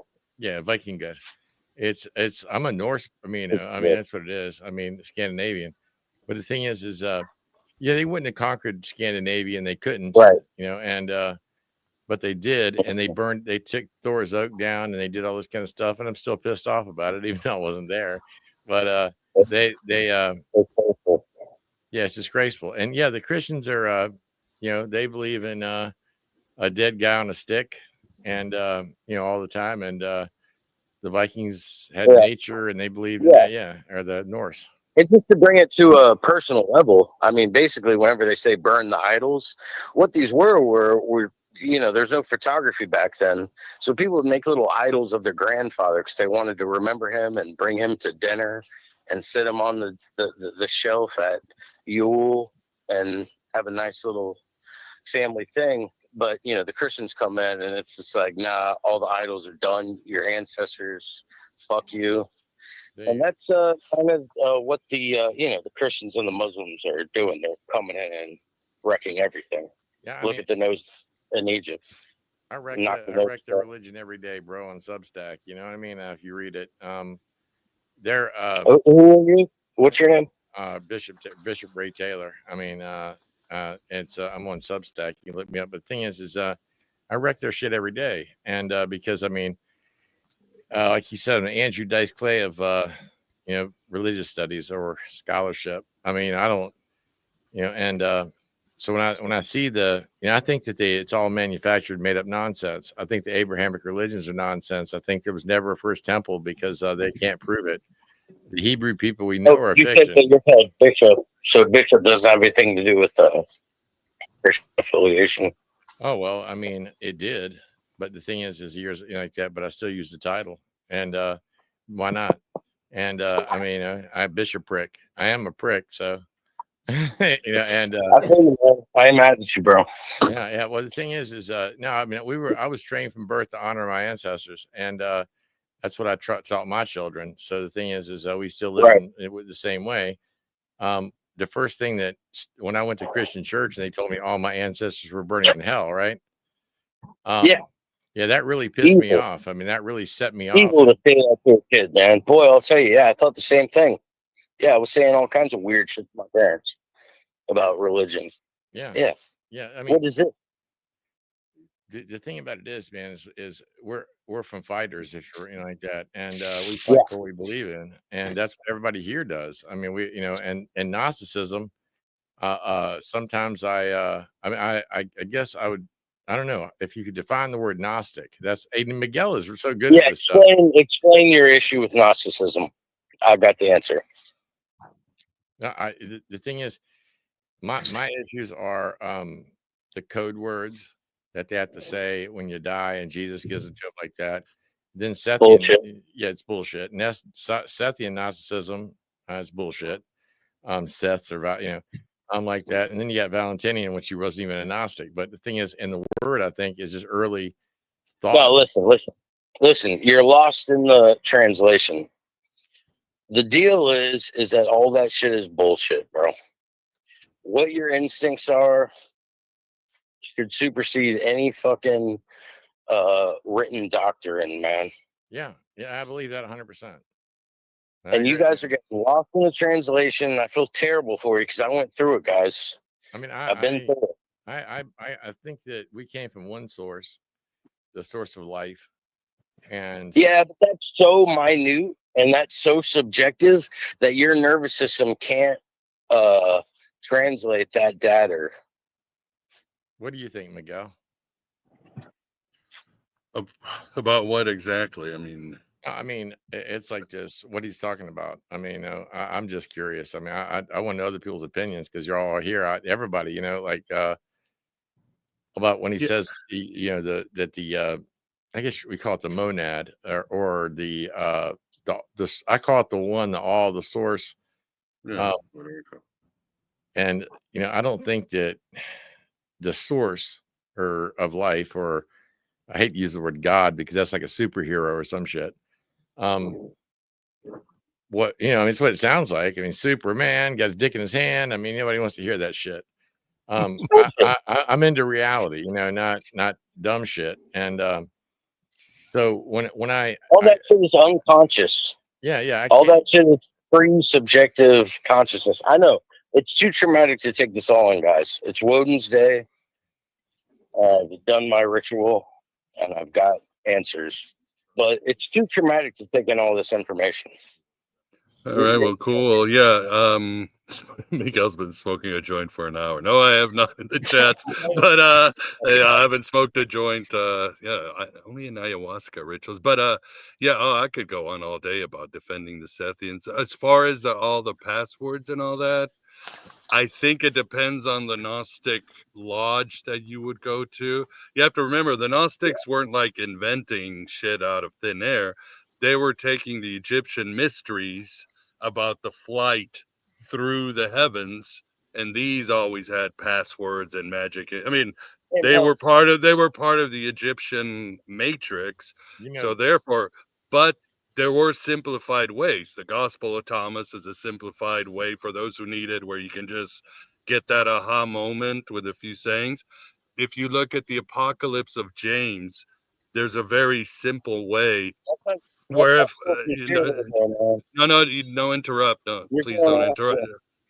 Oh, Don't sorry. interrupt. Yeah, don't interrupt. Sorry.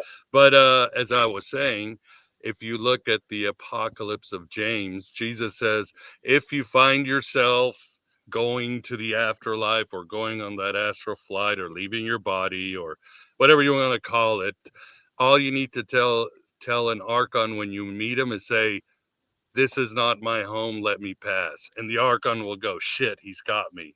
And he'll let you pass. So there are very simplified ways in meditations, but your mileage may vary. And the Gnostics had different lodges with different categories. But again, they were just taking from the Egyptian mysteries and they were being loyal to the Egyptian mysteries. So that's, I ain't going to argue with the ancient Egyptians myself, but I'll, What about this? you're my. Yeah, modern Gnostics use two-factor authentication now, though.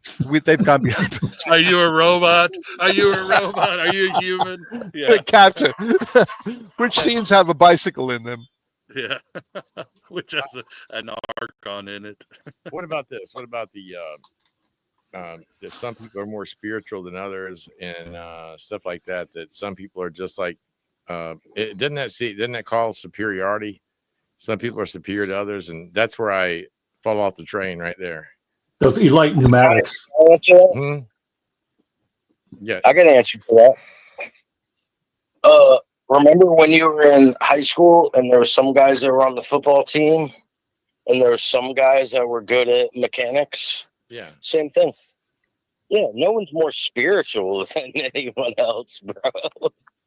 Yeah, that's what I didn't like. You're That superiority. into esoteric things, and not everyone is. Well, my Yeah, mother. why don't we let somebody else answer? Yeah, thanks for the call. Yes, sir. Anybody else? I would say, yeah, appreciate it. I would say, I don't see elitism because the Gnostics always had a sense of a bodhisattva sense of compassion. You're supposed to help others, and different people are at different stages of their life. And again, for the Egyptian matrix, you always had a hierophant who would guide the crowd. The Gospel of Thomas is the same way, and guide people, and then you either take it or leave it. And if you don't like it, you go to another lodge. Very anarchic, like AA meetings. You know what I mean? You don't like it, go to another meeting. That's what they always told me, and you find the right teacher who will guide you, but he has what you need at the time. So, but yeah, I know it comes across as elitist because let's face it, the Gnostics could read and write. And in those days, you were a genius if you could read and if you could understand Greek philosophy, theology, and all that, you were way ahead of the curve. You're in the 1%. So I don't know if that answers your question, right? But if anybody else wants, Yeah, that was very good. I didn't think about it that way. I was Yeah, going to say, oh, go ahead, Vance. Yeah, another thing is if I'm a person in this material world, that I just love material stuff and spirituality is bullshit, blah, blah, blah. I love all the stuff and the money and blah, blah, blah, blah. And when I die, if I come back, let's say, assuming I do come back, I'm just going to be concerned with that again because my essence is only concerned about that level of being. But for people who want to ascend beyond this into whatever else is possible, that's where I think the distinction is. If they believe in it, if they want to ascend into, which the Gnostics did, they want to ascend into some sort of into the pleroma, right? So there are people that want to go in there, and there are people that don't. There are people in between. I think that's what it was. The craving for something better. Yeah. Yeah, my approach is everybody is best at something. It's, everybody has their own share of superiority and their own share of inferiority. Everybody also sucks at something.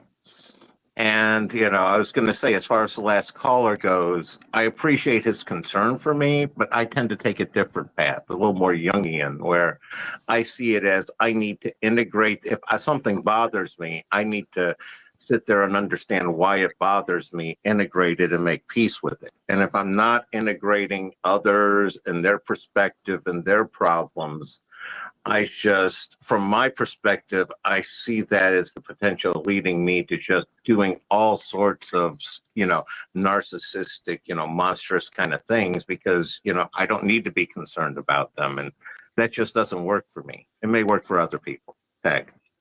That's really good. I didn't think about that either. You know, I find myself searching for truth constantly, but you know, I'm kind of crossing over now where I'm just trying to live truth now. That seems to be a certain level of contentment. But I want to get back to something that Bishop Taylor mentioned very early on in this discussion, you know, talking about Palestine and everything. That notion of love or healthy love, I think that's something where the Gnostics really try to grasp onto, to recognize when they're not expressing that love or compassion. You know, that's knowing thyself. What is it? You know, why can't I love my enemy? I don't have to agree with them, but do I have to really hate them? I think that's a big question that comes up with a lot of Gnostic approaches. And I think a lot of Gnostics, I'm generalizing here, of course, I think it's the idea that there is no hardcore dogma, you know, and I always go back to Miguel's tagline. Go ahead, Miguel, say it. Write your own gospel, live your own myth. Yeah. There you have it. That's really good. When you talk about that, I don't hate people in general, right? I mean, I despise lies and deceit, right? And you know, and when I was in school, and I went there as a Christian, okay, and to college, okay, and I realized it was all nonsense. You know, I mean, after a while you start realizing it's made up nonsense. So I took it a step further, and I said, well, all of it's just nonsense. You know, I mean, like that. It's like the Old Testament's fables. It's all nonsense. It's just crap. And then the first temple never existed because Solomon never existed. And then I hear this Hebrew word all the time. This Hebrew. I mean, you know, it's kind of like a gay Jew, Hebrew. And the thing is you know, and I mean, it's bogus, made up, nonsensical bullshit. And we know this. I don't know why. Here's the thing I don't understand. Like Bart Ehrman, I hate bringing his name up. He's like, don't say my fucking name, right? Okay. I mean, I already know. He's like, you know, I call him up. I say, hey, how's it going, man? You know, the Hebrew people, they don't exist, but you pretend they do. Well, we have to get along. Basically, the type I get the sermon from all these fucking scholars, right? We have to get along. How about suck my dick? And we don't. Tell the fucking truth. No, I'm not going to do that because I might offend somebody. Fuck people. If they're offended, offend them. And that's what I do. And because I hate fucking lies. I hate deceit.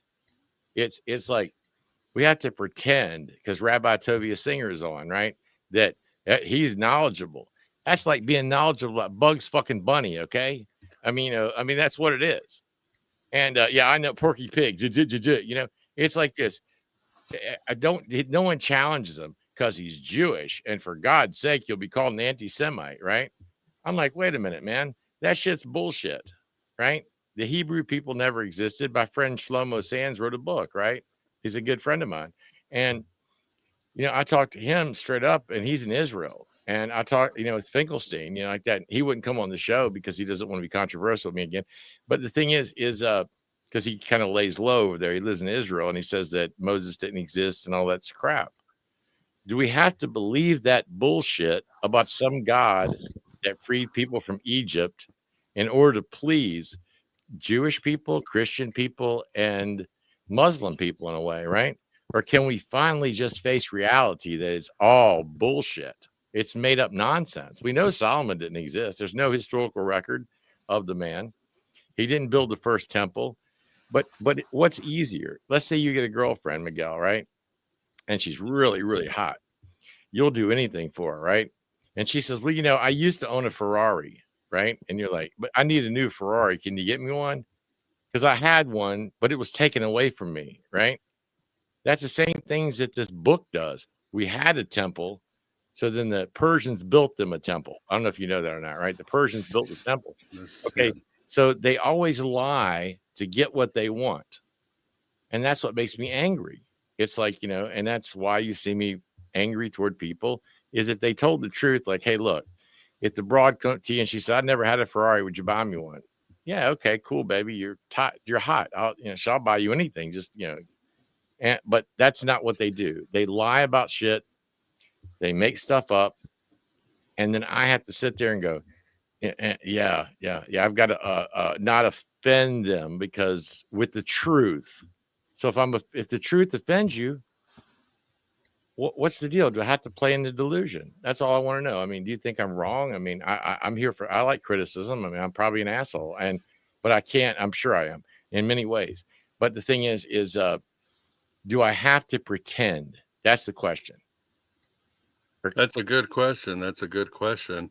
I always like to take the Jungian approach, being a phenomenologist, where you deal with people on their own reality. And that's how Jung was able to cure a lot of delusions because, I mean, all religions are based on fantasy, all religions are cosplaying. And in a way, that's fine. I mean, that's what Terry Pratchett said. To be, to be humans don't have fantasies to deal with reality. They have fantasies because they're human. It's in our nature to want to be religious, to believe in things that aren't true, or as Terry Pratchett said, you need to believe in things that aren't true. How else can they become? Because these fantasies can lead to, an airplane or heart surgery or stuff like that. That's just it is human, and sometimes you have to deal with people in their own fantasies and work with them there. And I know it's hard because, I mean, Ray, you can tell people facts all day long. They're not going to listen to you. Why would they? Humans don't work. We don't work with facts. We work with symbols and images and experiences because we are still very much evolutionary, closer than we were 20,000 years ago. So that's it. I mean, I wish I had better news, but that's just humanity in general. The good and the bad. So. Along with that, I haven't brought this out in this particular show, but I'm a subscriber to the multiverse theory, and either simultaneous multiverses, or you could say they could be all serial multiverses. If there's infinite time, all of these things can happen in slightly different ways. So I think in some of the universes, the Jews did build the temple and Solomon existed. In some of the universes, Solomon didn't, and it's bullshit. So we got to be careful when we say anybody's opinion is bullshit, because in the end, it might be that all of us live in the universe that we believe in, that we automatically select. Because which universe are we living in if we exist in all these different universes? Now, people can say, "Oh, that's bullshit," but here's the thing: how can you prove that there's only one version of the universe? There's no way that we can prove that. It's more I think rational to say that that the universe and time and existence is infinite. So, like in some universe, I'm the president of the United States. Yeah, I'd like that universe. I'd vote for your ass. Big improvement over this one. That's yeah. I think it comes down to a choice. I mean, I remember a counselor once saying, "Do you want to be right, correct, or do you want to be happy and content? Choose which one you want." When dealing with those situations. And I know, to be content and happy, yeah, you're biting your tongue sometimes, you're avoiding controversy, but you're keeping the peace. And other times you feel like you got to say something. So it's a balance. It's knowing, I guess, where wisdom comes into play, knowing when to protect your ego and be right, and knowing when to lower the ego and just be content. Or Kenny Rogers, the gambler. Sometimes I use that song when I'm angry because it's a wise song. You have to know when to hold them, know when to fold them. Yeah. Yeah. So. If you don't have the wisdom, you learn from experience by making mistakes. That's why I got lumps and bruises, because I made so many mistakes. But yeah, the thing is I see things the way I see them. I mean, most of the time, and I can't. And I try to accommodate some people, but I hate supremacy. And I mean, listen, the guy that was on here a little while ago, right? He was, it's white supremacy, I guess. I don't know. Maybe I have no idea. I'm not calling him that. No, but anyway, but I'm just thinking that it's not. I don't believe that anyone's superior to anyone else. We all have a job and we all have things we can do. I mean, in this world, whatever. But that's I don't liberal nonsense. What's that called? That woke garbage. I mean, that's just it makes me want to puke. Trying to police people's behavior and the way they talk and all that's just stupid. And just like that, what's that guy's name who runs Myth Vision? Derek. Yeah, that guy, right? Well, that's a shit. That guy's a shithead. Okay. And the thing is he truly is. I mean, he sits there, and he knows absolutely shit about nothing, but he gets on there and people watch him but now they're figuring out who he is. I mean, like that, right? I mean, I don't care how much money you paid me. I will not act a role for any human being. I just can't do it. I'm not a good actor, right? And that's when you're saying, like, when to fold them. I don't. I'm dumber than hell when it comes to that. Maybe I mean, it's, uh, so the thing about it is there's one thing I can't do, and it's not some great person because of it, right? I cannot be fake. And this camera's driving me nuts. But the thing is it's this cool. It's one of those, what do they call, Osbach cameras. My son, and if you move your hand a certain way, forwards and backwards, it follows you around too. I thought you were like Dr. Evil. Yeah. Yeah. But what I'm saying to y'all is there's people out there that, you're right though, Miguel. You can spout facts all day, and and you're right. They're so comfortable, right? Is it easier to live a comfortable lie than to face the truth? It is. It's hard. It is cave. Yeah. It's like when a Christian, when you I'm going to go videotape some evangelical churches, right? Again, about these deliverance ministries, right? And these people are possessed of the devil and all this kind of bullshit. Amazingly enough, none of them can speak a foreign language. These demons, by the way, when I go there, I mean, they can't. I mean, if they could, it would, be like, wow, you don't know Icelandic, and and they spoke Icelandic, but so I don't know why these people do this. Either they're emotionally disturbed or schizotypal or something, and they do this stuff, and I watch it. You understand what I mean? And I'm analyzing it, analytical. And I want to know, anyone here has seen this. I mean, this fake shit. Do they have to do this nonsense, right? This fake demonic possession bullshit, right? Because, they got the demon of head cold, the demon driving 55. How about the demon of touching yourself too much in the shower? I mean, this is the kind of stuff that, and they'll say this to people, right? That they have a demon of masturbation. I'm using that it's really way out there, but and these people believe this. Well, they come to me now. A lot of people call me all day long. I mean, and I'm like, you're not going to hell, man. Would you please? And they're like tormented. And I'm like, God knows. They're like, well, I might have blasphemed the Holy Spirit. I'm like, what? What are you talking about? And they're like, well, I'm going to go to hell now. And I'm like, what the fuck? I mean, who told you this? And they're like, oh, well, that's what the church told me, and they don't want me coming back. And I'm like, and this guy, I'm like, this guy's crying to me, 50, 60-year-old man. And I'm like, what are you? They're heartless because of their belief. See, that's the thing I'm talking about. This belief should never come before being a human being. Right. And if you're not a human to another person, and no empathy, no love, no nothing like that, what is religion good for? It's kind of like that song, War, what is it good for? Absolutely nothing. Same thing with religion. If you can't show me love, right? Like that. I mean, it's like a guy walking down there. He's laying on the street and he's on Skid Row. He's got any money, and you got a pocket full of cash, right? And you go over there and flip him a few duckies, right? So you can buy something to eat, right? And then, but you got some assholes that were right on the money. You've seen the movie. This money is not for drugs. Dude, if you're laying on the street like that, you need drugs. That's a different call. All right, one last phone call, and then we probably should wrap it up. You're on the air. Hello, sir. Hello. Yes. Who are we talking with? What's your YouTube handle? Oh, my YouTube handle? It's going to be Kato. Hey, okay. What's up? My real name's Luke, though. My real name's Luke. Hey, Luke. How you doing? Hello, sir. Good. What's on your mind? The police just called me about. The what? The police just called you? Yeah. I don't know what else is in my mind. I was just calling the chat, but the police just called me. With Sting? What?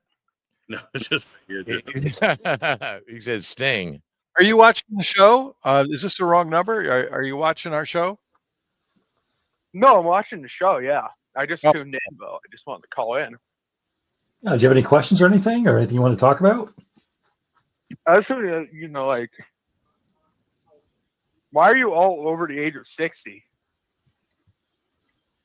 Why? I'm not there yet. Yeah. Not there yet. No. I'm not My, 60. my excuse is I'm too stubborn and haven't died yet. Yeah, Graham's eternal. Look at him. He has no. Guilty as charged. Well, first I was 50, then I was 55, then I was 57, and so forth, and eventually I hit 60. Yeah. Oh, And I'm beyond. dead before any of you. Why is that? Oh, I don't want to live past 30. Oh, I heard that. Yeah, the Who. I'm gonna go to Ukraine if I get turned 30. That's what I'm doing for my 30th birthday. Is I'm going to Ukraine to get blown up by a drone. Logan's Run. No, maybe when you're 30, you're going to say, well, I don't want to live past 40. Yeah, you have a here on Earth. Don't go anywhere. What were the police calling you for? You know? Oh, I called a doggy daycare. I called a doggy daycare and said that I was going to put a dog there and lied to them, and I never put the dog there. And the dog doesn't exist. Oh, okay.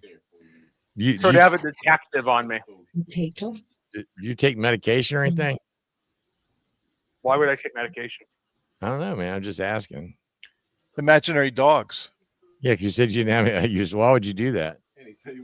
Oh yeah, because it's funny and I like to lie. Oh, okay. Well, I tell you what, man. Have a great evening lying and fuck off. Okay. I'm gonna go rescue that imaginary dog tomorrow. That's it. Yeah. My new quest in life. Thank you, Bishop Dice Clay. Yeah. Better not. I don't know if we should take any more calls. That could be him. All right. I'm not. We're not. Look, man. The guy's sitting there just trying to talk shit, man. And I'm not listening to that guy. I mean, he knows he's watching right now. So go like that. Maybe the police should call on you, come over and check, see if you got a fucking brain. But the thing is we're not. None of us here are over 60. Well, if we are, it doesn't matter because we don't look it. But you do. I like to see what this guy was. I'm gonna go to Ukraine to get blown up. How about go today, man? I'll throw a little duckies your way. Like that. Hey, I'm happy to make it to 60. I mean, hopefully we're getting wiser with age. I don't know. Hopefully we are. Yeah, don't go to Ukraine. Go work at a soup kitchen or help animals or do something useful. Yeah, something that helps life. So yeah, don't call the police and for fun because you like to lie. I mean, that's just you're gonna get callers like that. People are gonna call in. I mean, like that. He's probably got to get back to a spaceship real quick or something. I mean, if you're in America, there are a lot more dangerous places, a lot closer to you than the Ukraine. Cheaper. Yeah. Well, isn't that what you once said, Ray? When you lie, you hand somebody your soul. Yeah, you're giving your integrity away. Yeah, you're just there's no reason to. It's like I mean, I've been a little irritated with people, but I don't hate them or anything like that. But the thing is have I lied? Yeah, I've lied. But you know why? Mainly the cops. I mean, like that. I'm not tell them the truth, but they have no integrity anyway, so they can't take any. But the thing, I'm very anti-police, very anti that because I don't break the law. You know what I'm saying? Because I live by my own. But the thing that we have to do, man, is everybody here is except Graham. You can't see him. What is that symbol that is on your thing there, Graham? That's the Mandelbrot set. It's a fractal. Oh, okay. Okay. I'll explain it to you. All right, gentlemen. Yeah, we better wrap it up. We're over 2 hours. It's been a very cool conversation, a pretty wild conversation. I have enjoyed this Independence Day. I hope the audience has gotten something out of it. Again, we want to keep these shows just to keep it flowing, real, get audience participation. I love hearing the opinions of the wingmen and other people here.